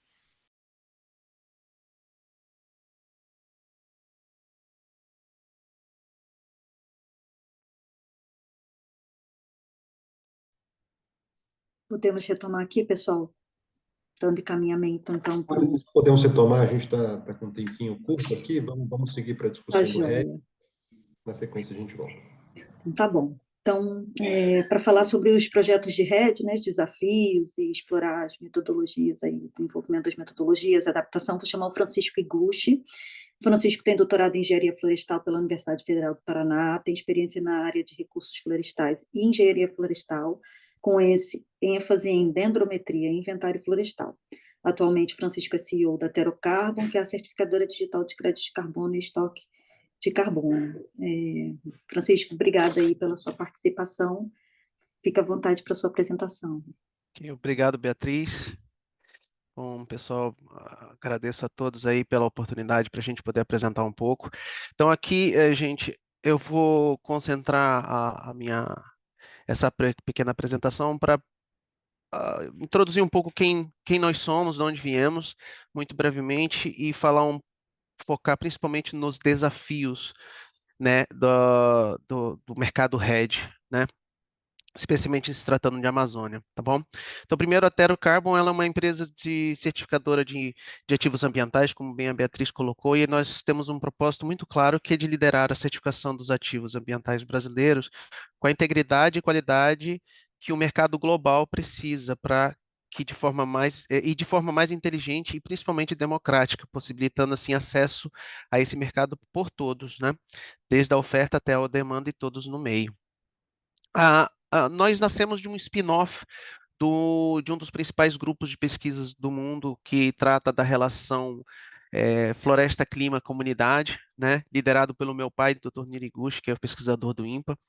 Né? A gente vem de uma experiência de mais de 15 anos empreendendo nessa área, tendo a oportunidade de ter trabalhado por todo o Amazonas, com trabalhos de campo, desde a parte de diagnósticos quali-quantitativos florestais e de comunidade, entre outras coisas, né? E o nosso trabalho, ele nasce dentro da Estação Experimental de Silvicultura Tropical, que é a chamada ZF2, que é o maior laboratório de biomassa florestal do mundo, onde começaram os estudos de biomassa em florestas tropicais, perdão. Né? E como a colega mais cedo falou, que o desenvolvimento de metodologias é extremamente delicado, justamente por conta da demanda e do esforço necessário e do investimento necessário para fazer tudo isso. O nosso grupo de pesquisa ele concluiu seus trabalhos de quantificação de estoques há alguns anos atrás e hoje a gente dedica os nossos esforços principalmente para o desenvolvimento de metodologias mensuráveis, reportáveis e verificáveis de diagnósticos quali-quantitativos dos demais serviços ecossistêmicos, principalmente focados em ecofisiologia, como dinâmica de raízes, fluxos, atividade fotossintética, respiração, transpiração, entre outros, né? E é claro, né, o nosso trabalho de biomassa para gerar as equações e os modelos alométricos para a gente poder quantificar o carbono que está nessa floresta, ele passa por um processo chamado processo destrutivo, e um ajuste de equações. Hoje, a gente acredita que, de modo geral, para a Amazônia, nós já temos material suficiente para a gente não precisar mais fazer isso. Evidentemente que projetos que queiram se aprofundar e trazer mais acuracidade para suas estimativas, ele é bem-vindo para fazer isso, mas tem a dor de ter que fazer todo esse processo destrutivo, né? E mais recentemente a gente começou a trabalhar com alguns cultivos agrícolas, em especial com o café, a cafeicultura, em que a gente replicou o mesmo modelo de quantificação de biomassa fresca e seca e teores de carbono que a gente fazia aqui na floresta amazônica. E agora a gente também avançou para o carbono na agricultura. Mas aqui a gente está aqui para falar sobre os desafios do RED. E o principal, e assim, o primeiro que a gente precisa abordar é o fundiário. Em especial aqui na Amazônia, talvez é a maior dor de todo e qualquer tipo de projeto, de qualquer natureza aqui na região. Aqui nós temos uma extensão de terra muito grande, em que não existem documentação, que a documentação está incompleta ou às vezes nós somos deparados com pessoas mal intencionadas tentando fraudar a documentação para tentar algum tipo de coisa. E isso não é exclusividade de projeto de carbono. Alguns anos atrás, as operações da Polícia Federal com relação à apreensão de madeira extraída ilegalmente já demonstravam que esse era um tipo de problema, né? Mas mesmo assim, é importante ressaltar que existem sim imóveis rurais aqui na Amazônia que estão devidamente regularizados ou em processo de regularização ou que eles são viáveis de regularização. Toda uma questão de você, do dono do imóvel, do proponente ou do gestor do imóvel buscar essa documentação. E isso por si só ela já demonstra um desafio a mais por conta do tempo e do investimento necessário para a regularização disso, né? O mercado hoje depende de algumas instituições governamentais que possuem os seus desafios próprios e acaba transformando o processo todo em um processo muito moroso e com uma certa nível de incerteza, né? Porque não é certo de que as coisas vão acontecer dentro dos prazos que elas gostariam de atender. E nesse meio do caminho, o cadastro ambiental apareceu e, mesmo ele não sendo um documento fundiário, ele é uma ferramenta extremamente útil, porque ele pode verificar sobreposições, verificar se as áreas dos imóveis possuem áreas consolidadas e ou outras atividades de uso sustentável no imóvel. E assim, pode ser digamos assim, a linha de frente para iniciar esse processo de avaliação da questão fundiária, né? Aqui também a gente passou agora recente com uns problemas relacionados com os ruídos nos principais projetos de carbono na Amazônia, e eles estavam também centrados em alguns pontos relacionados à quantidade de créditos que foi certificado. E aqui eu trago que um dos nossos desafios é a gente como abordar, né, a geração de ativos. Nós temos hoje o desmatamento não planejado evitado e o desmatamento planejado evitado. O problema do não planejado evitado é porque ele não possui um cenário contrafactual, né? Então, como pode a gente conferir e garantir de que aquele cenário, digamos assim, apocalíptico, de fato ocorreria se houve um projeto ou uma barreira física que evitou ele? E aí a gente é apresentado a um desafio real de como garantir esse real volume de créditos. Do outro lado, o desmatamento planejado e evitado é uma abordagem mais simples, direta, para entender, e apresenta uma oportunidade para promover projetos de conservação e preservação e, por que não, de manejo de florestas. Mas uma desvantagem dele é que ainda existem pessoas que discutem a relação entre eu poderia, mas não vou, e como isso funciona, e se isso não segue um sistema tipo de ransom, né, que é um tipo de resgate, e isso gera um pouco, gera um desafio à parte, na é verdade. Com relação à permanência, esse é um tema um pouco delicado, né, e está atrelado principalmente com a correlação entre o tempo de decomposição dos gases de efeito estufa na própria atmosfera. Alguns estudos apontam que um gás de efeito estufa ele leva 50 anos para decompor 50% do seu efeito, mais 50 anos para decompor mais 20%, somando 70, e aproximadamente 1.000 anos para se decompor completamente. Então, e aí a gente vê um movimento de mercado tentando cobrar prazos de projetos longínquos, que é diferente, né? Prazo e permanência do projeto não são necessariamente a mesma coisa. Mas aí a gente se depara com o desafio de, tudo bem, se os projetos de geração desses créditos, e qualquer projeto, desde o ALM, do ARR, do RED+, a questão é, se a oferta desses ativos vai ter que atender essa demanda, será que aqueles que têm que offsetar as suas emissões também vão se responsabilizar por emissões passadas e continuar se responsabilizando por emissões presentes por pelo menos 50, 100 anos, né? E no fim, mesmo em havendo uma concordância em relação a isso, os projetos de longa duração, e aqui eu falo do lado da parte da oferta, dos donos das terras, né, projetos de longa duração sem um relacionamento prévio, se apresenta como um desafio para o produtor, como assinar um contrato superior a 30 anos com alguém com quem eu não conheço e não confio. Então, isso é um problema sério, né?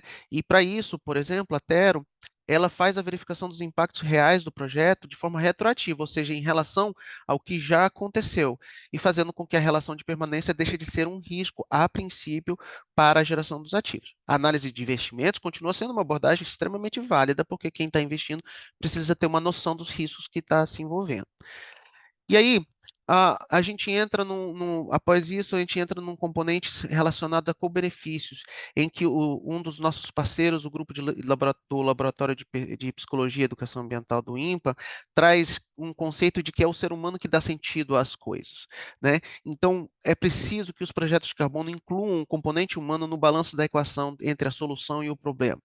A gente usa muito um exemplo entre Barcelos e Monte Carmelo, em que Barcelos é uma cidade aqui no Amazonas extremamente preservada, e Monte Carmelo é uma cidade no Cerrado Mineiro que tem um agronegócio muito bem desenvolvido. E os índices socioeconômicos comparados de um de outro mostram que Monte Carmelo apresenta situações muito melhores.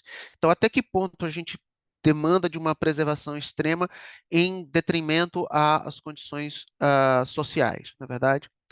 E como a Tero ela se propõe a atender o mercado de uma forma mais ampla, de pequenas propriedades, médias, enfim, projetos em áreas privadas pequenas, elas precisam também promover benefícios socioeconômicos mensuráveis e verificáveis, e elas têm uma certa dificuldade para compreender porque em projetos em áreas maiores, onde existem comunidades, é mais simples essa relação. Mas quando você tem uma propriedade em que só tem uma família, esse é um desafio também de como identificar e mensurar esses co-benefícios. Por fim, a transparência é um dos pontos principais do mercado, né? E o sistema de monitoramento contínuo desses projetos é o que dará um sentido ao projeto e que materializam os ativos gerados.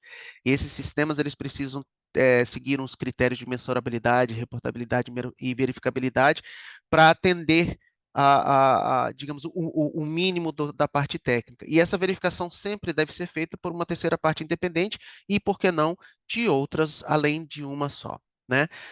A questão da adicionalidade realmente apresenta um problema que assim, traz um desafio enorme para todos, né? Porque na ausência do projeto. Então, é um conceito muito bem consolidado para o MDL, mas para os projetos de rede, eles apresentam desafios de adesão. Então, por exemplo, toda a premissa da manutenção da floresta para fotossíntese é como você consegue comprovar que a fotossíntese não aconteceria na ausência do projeto. Isso é apenas um exemplo, evidentemente, não é o cerne da questão, mas tudo mais. Então, a ausência de marco regulatório que incentive a conservação, ela existe hoje, mas e se existir amanhã?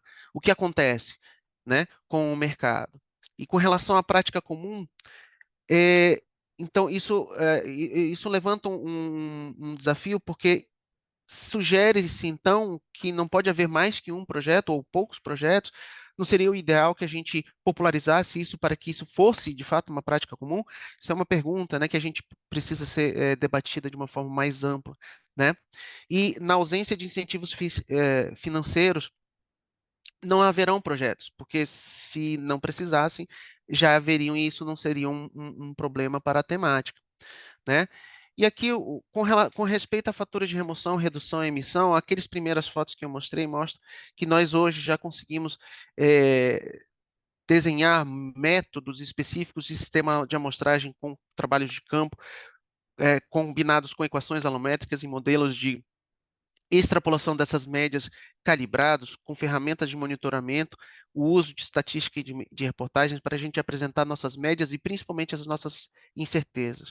E hoje, com a tecnologia, esse tipo de operação ficou muito mais simples e muito mais operacional para ser executado.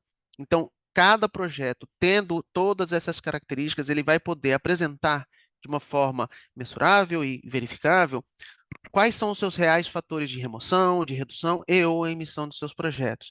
E aí fica a cargo da terceira parte fazer essa verificação para garantir que as coisas estão dentro das suas conformidades.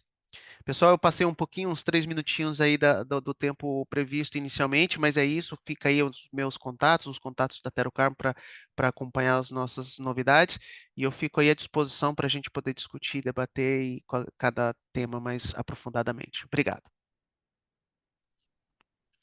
Obrigada, Francisco. Eu acho que os projetos de rede, assim, todos têm desafios, mas os projetos de rede eu acho que são os mais desafiantes, os que têm mais questões e tudo.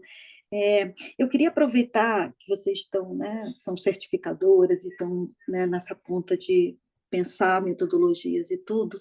Queria entender um pouco mais do processo do desenvolvimento das metodologias, assim, quantas pessoas estão trabalhando nisso, qual o esforço que vocês colocam, o tempo que Uhum. leva para se fazer essas metodologias e tudo.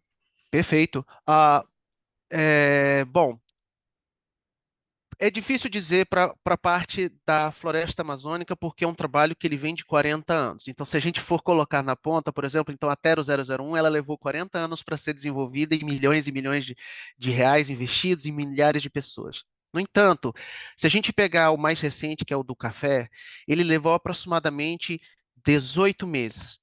Da sua concepção da ideia até a conclusão e o encerramento da parte de estoques. Mas isso pode ser, mas esse período de tempo, ele está muito mais dilatado, ele está muito mais atrelado à capacidade operacional do grupo que estava por trás do desenvolvimento. É evidentemente que hoje a gente está trabalhando com outras iniciativas em que há um investimento maior, uma dedicação maior, né, para o desenvolvimento dessas metodologias, e ela consegue ser reduzida, por exemplo, para 6 até 9 meses. Mas ainda assim é um prazo que não é exatamente da noite para o dia. Mas esse é um processo necessário para se entregar a devida integridade para esse processo, né? Então, a primeira coisa que a gente diz é com relação. A gente tem 3 pilares básicos: prova de vida, prova de origem, prova do ativo. Dentro da prova de vida é a parte social, é o envolvimento das pessoas que vão ser diretamente e indiretamente impactadas. Então, é preciso ter todo um estudo socioambiental para identificar as reais demandas daquelas pessoas que vão ser diretamente impactadas. Os saberes, os entendimentos, os engajamentos, os níveis de compromisso e os níveis de compreensão acerca do tema em si. A prova de origem, de certa forma, é um pouco mais rápida e direta, mas tem um desafio à parte, que é a questão fundiária, né? Então, você tem uma questão de checklist de diligências jurídicas sobre relação de propriedade, a documentação, porque aqui no Brasil a gente, de estado para estado e mesmo na unidade federativa, você tem diversos documentos que dizem a mesma coisa. Então, a questão é qual é a relação de documento para cada localidade que é válida e tudo mais. Mas isso é um pouco mais fácil porque é uma questão de checklist e alinhamento com as instituições. E a prova dativa, aí entram as teses, e aí entram principalmente os grupos locais, regionais, e que compreendem as características, digamos assim, do uso da terra propriamente dita. Então, aqui no Amazonas, a gente sabe que o agronegócio, ele não se apresenta como um principal força motriz para a mudança do uso da terra. Mas isso foi na década de 70, de 80. Hoje, mais recente, ficou provado por uma tese de doutorado, foi publicada recentemente, algumas operações da Polícia Federal, que isso faz parte de uma organização criminosa, então envolve outras questões. Mas, mesmo assim, a floresta amazônica, como ela está, ela tem múltiplas dimensões e que o estoque de carbono é apenas uma delas. E que, através do estoque, ele pode puxar os demais ativos que vão que vão trazer à tona outros ativos que vão poder ser negociados. Então, nós sempre trabalhamos com universidades, instituições de ensino, pesquisa, inovação e extensão, trazendo material humano, então os pesquisadores, os alunos, formando pessoas nesse processo, fazendo o que a gente chama de transbordamento do conhecimento, ou seja, tentando auxiliar as universidades e as outras entidades a replicar esse tipo de estudo de destrutivo e depois de mensuração e de ajuste de equações, para que isso possa ser expandido para as outras regiões e que esses grupos vão ter uma acessibilidade maior das teses que estão por trás disso, são as teses relacionadas à adicionalidade, à linha de base, risco de permanência, né, e todas essas questões. E aí, a gente empacota isso tudo em uma forma de um projeto piloto ou em forma de uma tese mesmo, igual como se fosse uma tese de doutorado, em que você tem uma contextualização, você tem uma base científica e você tem uma proposta metodológica e os resultados de um projeto piloto. E aí a gente passa isso para os nossos pares acadêmicos, né, que a gente diz que nós temos aquela nossa rede de de networking acadêmico, científico, que eu apresentei no segundo slide, salvo engano, a gente compartilha com os nossos colegas para ouvir deles se a parte metodológica, técnica, acadêmica específica, ela faz sentido, se ela tem coesão, se ela tem adesão, e depois a gente abre isso para o escrutínio público, por meio da consulta pública nos nossos sites, para que principalmente as pessoas mais afetadas, que são as locais, possam colaborar e contribuir para que ela, de fato, seja exequível, né? E tudo mais. E com relação, aí, por fim, as nossas metodologias, pelo menos, elas não limitam a área mínima, porque a gente acredita que a questão de viabilidade financeira é importante, sim, né? Mas ela é uma preocupação muito mais de quem está desenvolvendo e quem está investindo do que nossa de que está querendo colocar os ativos. Então, pequenas propriedades vão ter pequenas demandas. Às vezes ela precisa de arame, ela precisa de uma roçadeira, de uma caixa d'água, enquanto grandes projetos precisam de volumes enormes de investimento. Mas a verdade é que todos eles podem contribuir para a solução e nós descobrimos mais recentemente que as principais áreas já regularizadas na Amazônia são as pequenas, enquanto que as grandes são as que possuem os maiores desafios fundiários. Então, por que não a gente abrir esse mercado e, através de volume, a gente conseguir atingir os níveis necessários para a gente poder contribuir, de fato, com um problema real, que é o aquecimento global. Tá bom? Muito legal, Francisco, obrigada. Assim, é muito interessante escutar você falar, assim, dá um pouco de orgulho, sabe, da gente estar investindo em tudo isso e ter capacidade técnica científica, né? Que a gente tem, né? O Brasil tem, e tem muito a Com contribuir certeza. ainda para essa questão, né, do desenvolvimento das metodologias e tudo. A gente espera aí, quando o mercado regulado for aprovado, a gente aproveite bastante dessa capacidade que está, né, nas universidades e tudo. Obrigada. Com certeza. De nada, obrigado a vocês. Então, gente, tentando fazer aqui um resumo de tudo que a gente escutou até agora, né? Eu acho que as principais questões assim, em relação ao desenvolvimento e à tropicalização da metodologia seriam essa coisa dos fatores, desenvolvimento dos fatores de emissão e remoção específicos, né? Você não chegou a mencionar agora, mas tem a questão da calibração dos modelos, né? Você falou bastante durante as discussões do grupo focal. E isso eu entendo que o encaminhamento a gente tem que investir em pesquisa, né? A gente tem que investir em pesquisa, a gente tem que investir em levantamento de dados, coleta de dados, não são coisas que saem da noite para o dia, né? Mas é algo necessário para, né, dado o nosso perfil de emissões, a gente precisa investir muito mais nisso, inclusive em depositar, né, esses fatores de emissões e remoções nas bases de dados do IPCC para que eles sejam reconhecidos internacionalmente, utilizados por todo mundo, né? E acho que muito disso é investimento de governo mesmo, né?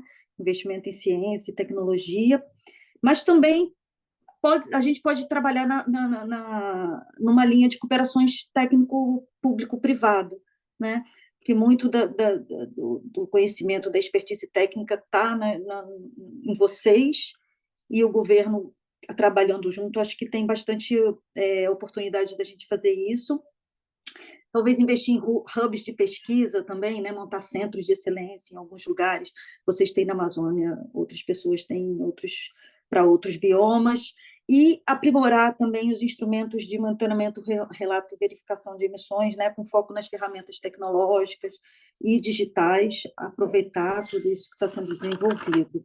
Isso eu entendi que é para todos os tipos de projeto, né, tanto para RR, quanto para agropecuária, quanto para rede, seria o caminho, sim, para essa coisa dos fatores de emoção e remoções. Mas existe uma questão de fundo também, que aí eu não sei, eu imagino que também seja para todos os projetos, mas depois gostaria de ouvir um pouco de vocês três aí, se essas minhas reflexões fazem sentido, se vocês teriam outras colocações, que é em relação ao que você falou, né, as questões fundiárias. Então, tem uma questão de fundo no país, a gente precisa resolver essas questões fundiárias, né? Documentação fraudulenta, sobreposições de áreas, né? Coisa do desmatamento não planejado também. Eu pessoal, Beatriz, tenho um pouco de incômodo com a gente. O cara desmata e a gente vai lá ainda dar crédito de carbono, não só para o que ele desmatou, mas isso incentiva outras pessoas a desmatarem também, né? Porque se eles... Olha, o cara lá desmatou e recebeu ainda, eu vou desmatar também. Então, eu tenho um pouco de incômodo com rede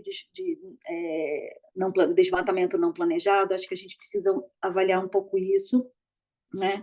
E no fundo, é quem paga pela restauração, né? Pela recomposição, porque, assim, se a gente aceita esse desmatamento não planejado dentro do regulado, o que a gente está dizendo é, por exemplo, se o regulado for a indústria, se a indústria comprar, é quem está pagando pelo desmatamento, que em lei está dizendo que o que desmata é que tem que recuperar. Então, tudo isso são questões, eu acho, bastante sensíveis aí em relação ao RED especificamente, mas eu entendo que a questão fundiária não está relacionada só ao RED, mas também relacionada aos outros 3 tipos de projetos, né? E o que mais?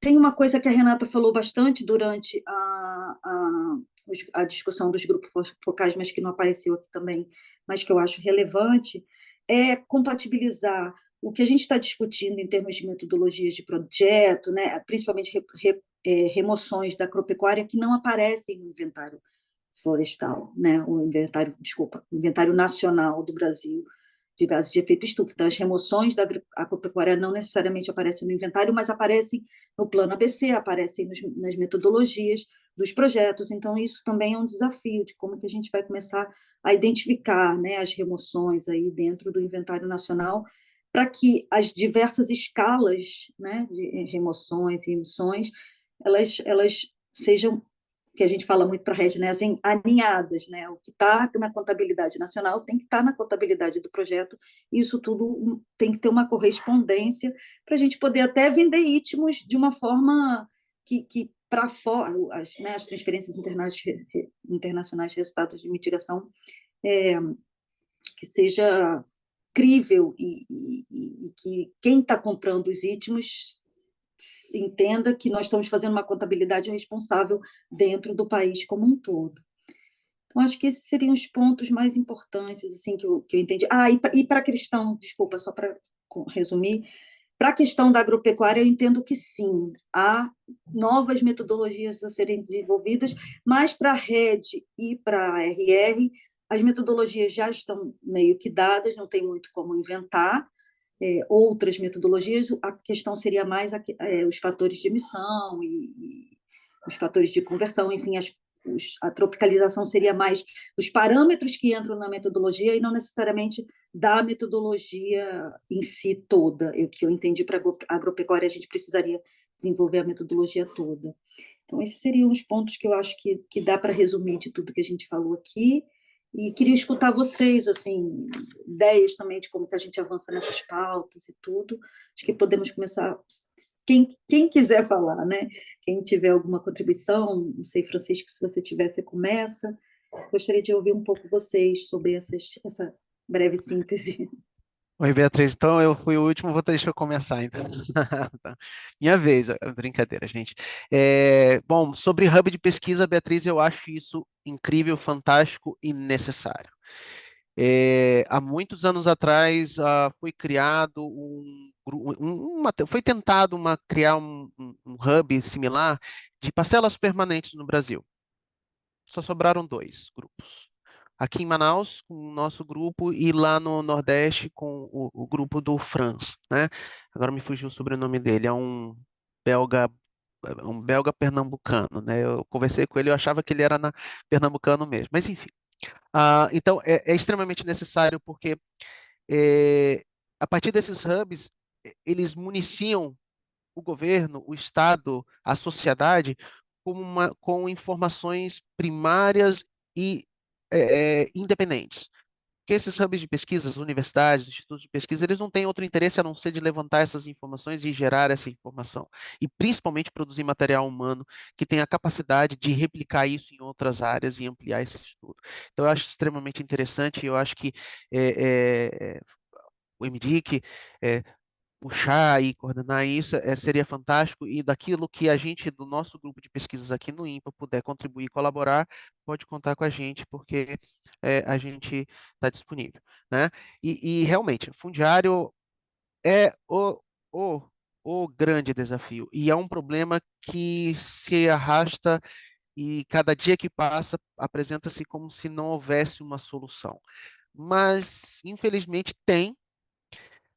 Não vai agradar a todos, evidentemente, mas o Brasil precisa disso. A gente precisa de governança, a gente precisa dessa segurança jurídica para a gente poder, principalmente, começar a buscar responsáveis. Então, quem é o responsável por esse pedaço de terra que está pegando fogo hoje aqui? Se não tem dono, não é de ninguém. Então, a gente perde um pouco desse sentido. E esse é um desafio que a gente vai ter que abordar e vai ter que enfrentar, e todos juntos com responsabilidades comuns, porém diferenciadas, né? E realmente, por fim, essa parte de desmatamento não planejado é um desafio enorme. É um desafio enorme. Foi uma iniciativa que começou ali em 2005, 2006, no Brasil especificamente em 2008, com o primeiro projeto da RDS do Juma, aqui no Amazonas, que todo mundo sabia que havia os seus desafios, as suas desvantagens, mas era o que tinha, era o que dava para fazer e vamos testar. E, na verdade, bem ou mal, tem coisas que a gente precisa testar e rodar na vida real para ver o que vai acontecer. Mas, infelizmente, isso acabou não dando muito certo. Mas existem outras formas da gente poder gerar isso, né? Você pode monitorar suas florestas da reserva legal, da área de preservação permanente, daquela que poderia ser desmatada, mas não está sendo. Você pode monitorar isso e a hora que a gente gera informação dessa floresta, é a hora que você materializa o serviço ambiental propriamente dito. Porque dizer que a floresta, ela está sequestrando carbono, tá? Mas quanto? Qual é o real impacto? E como isso se correlaciona com as pessoas que vivem lá? E tudo. Então, quando você traz essas informações, você materializa isso, a coisa começa a fazer sentido. E aí, eu acho que o mercado vai inevitavelmente caminhar para a gente conseguir compreender e entender e valorizar essas informações e essas áreas. Né? Talvez a gente não chame de crédito de carbono, talvez a gente chame de outra coisa, mas a tendência, a gente precisa disso. Né? Até uma pergunta no chat ali, precisa de mais metodologias. Não necessariamente, a gente precisa de adesão do mercado. Então, a Renata mostrou, acho que foi a Renata que mostrou o tamanho do mercado, mas em 2021 o mercado faturou globalmente US$ 1 bilhão. Aqui em Manaus, a Samsung faturou 80 bi. Então, no mercado global, faturar 1 bilhão não é muito. Então, a gente precisa de adesão, a gente precisa que esse debate vá para a fila do banco, da padaria, na conversa de barzinho, de elevador, a gente precisa disso, né? E a gente também, ao mesmo tempo, precisa tomar para finalizar, a gente precisa tomar um pouco de cuidado com alguns clichês. Tem clichê inocente que ajuda, que é, por exemplo, bioeconomia, ESG, sustentabilidade, ótimo, isso incentiva, mas a gente precisa tomar muito cuidado com o ponto de não retorno, emergência climática, porque se estamos num ponto de não retorno, então não adianta mais nada. Então a gente tem que tomar um pouco de cuidado com algumas coisas, botar um pé no chão e discutir isso de uma forma bem tranquila, com fatos, com base, para a gente buscar uma solução com todos. Com todos. Trazer o agro, trazer as indústrias, da indústria, o que vocês querem, do agro, o que vocês podem entregar, e das florestas, como que a gente pode dialogar com todo mundo. Mas eu acho que essencialmente sobre o seu resumo seria isso, Beatriz, tá? Obrigado. Eu posso dar sequência aqui, aproveitando o gancho, acho que o Francisco já falou muito do que gostaria, pelo menos eu, de falar aqui como finalização, mas eu acho que é isso mesmo, assim, eu acho que nós vimos hoje, né, nessas 2 horas, os desafios são muitos desafios comuns, né, para essas 3 categorias de projeto, com as suas, obviamente, especificidades, mas eu também queria reforçar que, óbvio, a gente tem que ir trabalhando esses desafios, avançando e fomentando, incentivando os institutos de pesquisa, colocando dinheiro mesmo, porque é isso, né? É a nossa realidade. A gente precisa de investimento para que essas metodologias, esses fatores, eles avancem, mas ao mesmo tempo entender também que a gente não tem tempo. Né? Eu acho que é reforçar de que a emergência climática ela está aí, ela já está batendo na nossa porta, né? Não é algo que vai chegar, ela já chegou, ela está aqui. Então, que a gente possa avançar com o que nós temos. Nós já temos muita ciência, já temos muito avanço também. Eu sei que tem um gap enorme para avançar, mas se a gente olhar para trás, olha o tanto que a gente também avançou, olha o tanto de coisa legal que já está sendo feita. Então, eu acho que é reforçar esse ponto, Beatriz, que você trouxe da interconexão mesmo. Então, tem muita gente boa já fazendo muita coisa legal, usar o exemplo do colega, das outras instituições, da academia, para a gente ir aprimorando e avançar com o que nós já temos, porque o nosso senso é de urgência, né? Então, vamos, obviamente, ter esse foco, né? Essa meta futura de aprimoramentos, mas lembrando de já usar o que nós temos. Também não focar em uma única ferramenta, em um único mecanismo. Acho que esse é um grande mecanismo, uma grande ferramenta, mas tem outros mecanismos que podem ser agregados aos mercados de carbono, a tudo isso que a gente discutiu, e que aí vai fornecer solução para os pequenos, para os médios, para o grande, para a floresta, para o agro. Então, eu acho que é super clichê, né? Mas o pessoal tem falado muito isso, de que para problemas complexos a gente precisa de soluções complexas.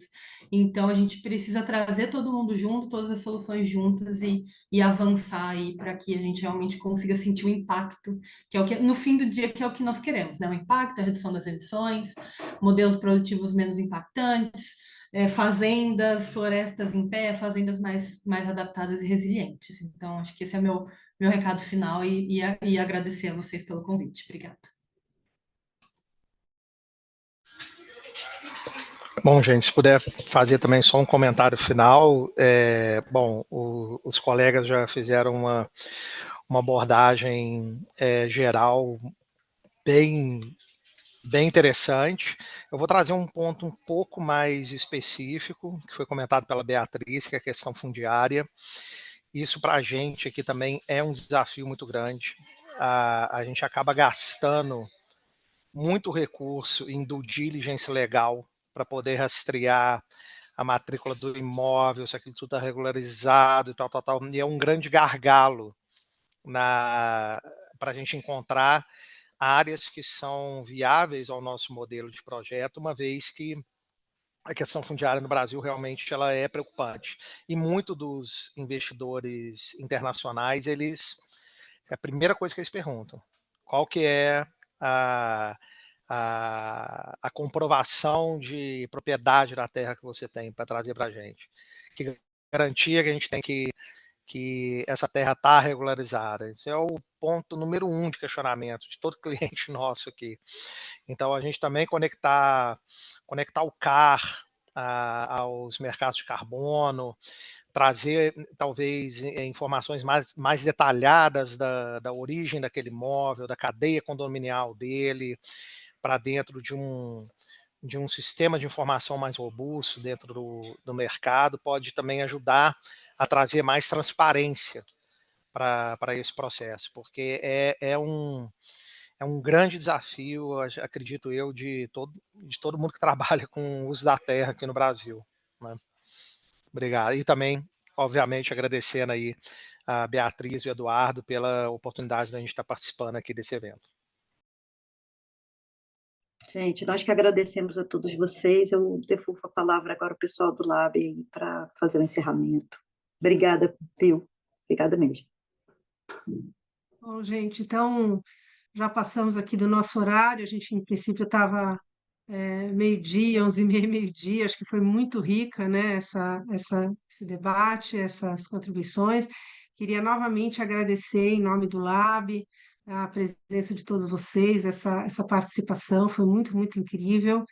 Francisco, Renata, Diego, Letícia, Beatriz, muito obrigada. Essa nossa parceria também tem sido bem, bem interessante. E lembrar a todos que vai ficar disponível, né, no YouTube a gravação desse webinar e que mais à frente será produzido um breve material com alguns destaques dessas mesas, onde a gente também vai colocar os links para as apresentações que vão ficar disponíveis no site do Lab. Então é isso, gente. Tivemos aqui mais de 100 participantes ao longo dessas 2 horas, assim, então foi realmente um grande público. E é isso, Edu, não sei se você quer dar uma palavrinha, mas agradecer mais uma vez a todos vocês pela participação. É isso, gente. Eu acho que sem tomar mais tempo, só agradecer em particular aqui os nossos especialistas e todo o público presente que encaminhou uma série de questões. A gente conseguiu cobrir algumas delas, outras não, mas a gente vai voltar com as reuniões ordinárias do nosso GT e aí a gente volta a debater essas questões. É isso, então, muito obrigado a todos e a todas. Obrigado, tchau, tchau. Obrigada, pessoal. Tchau, tchau.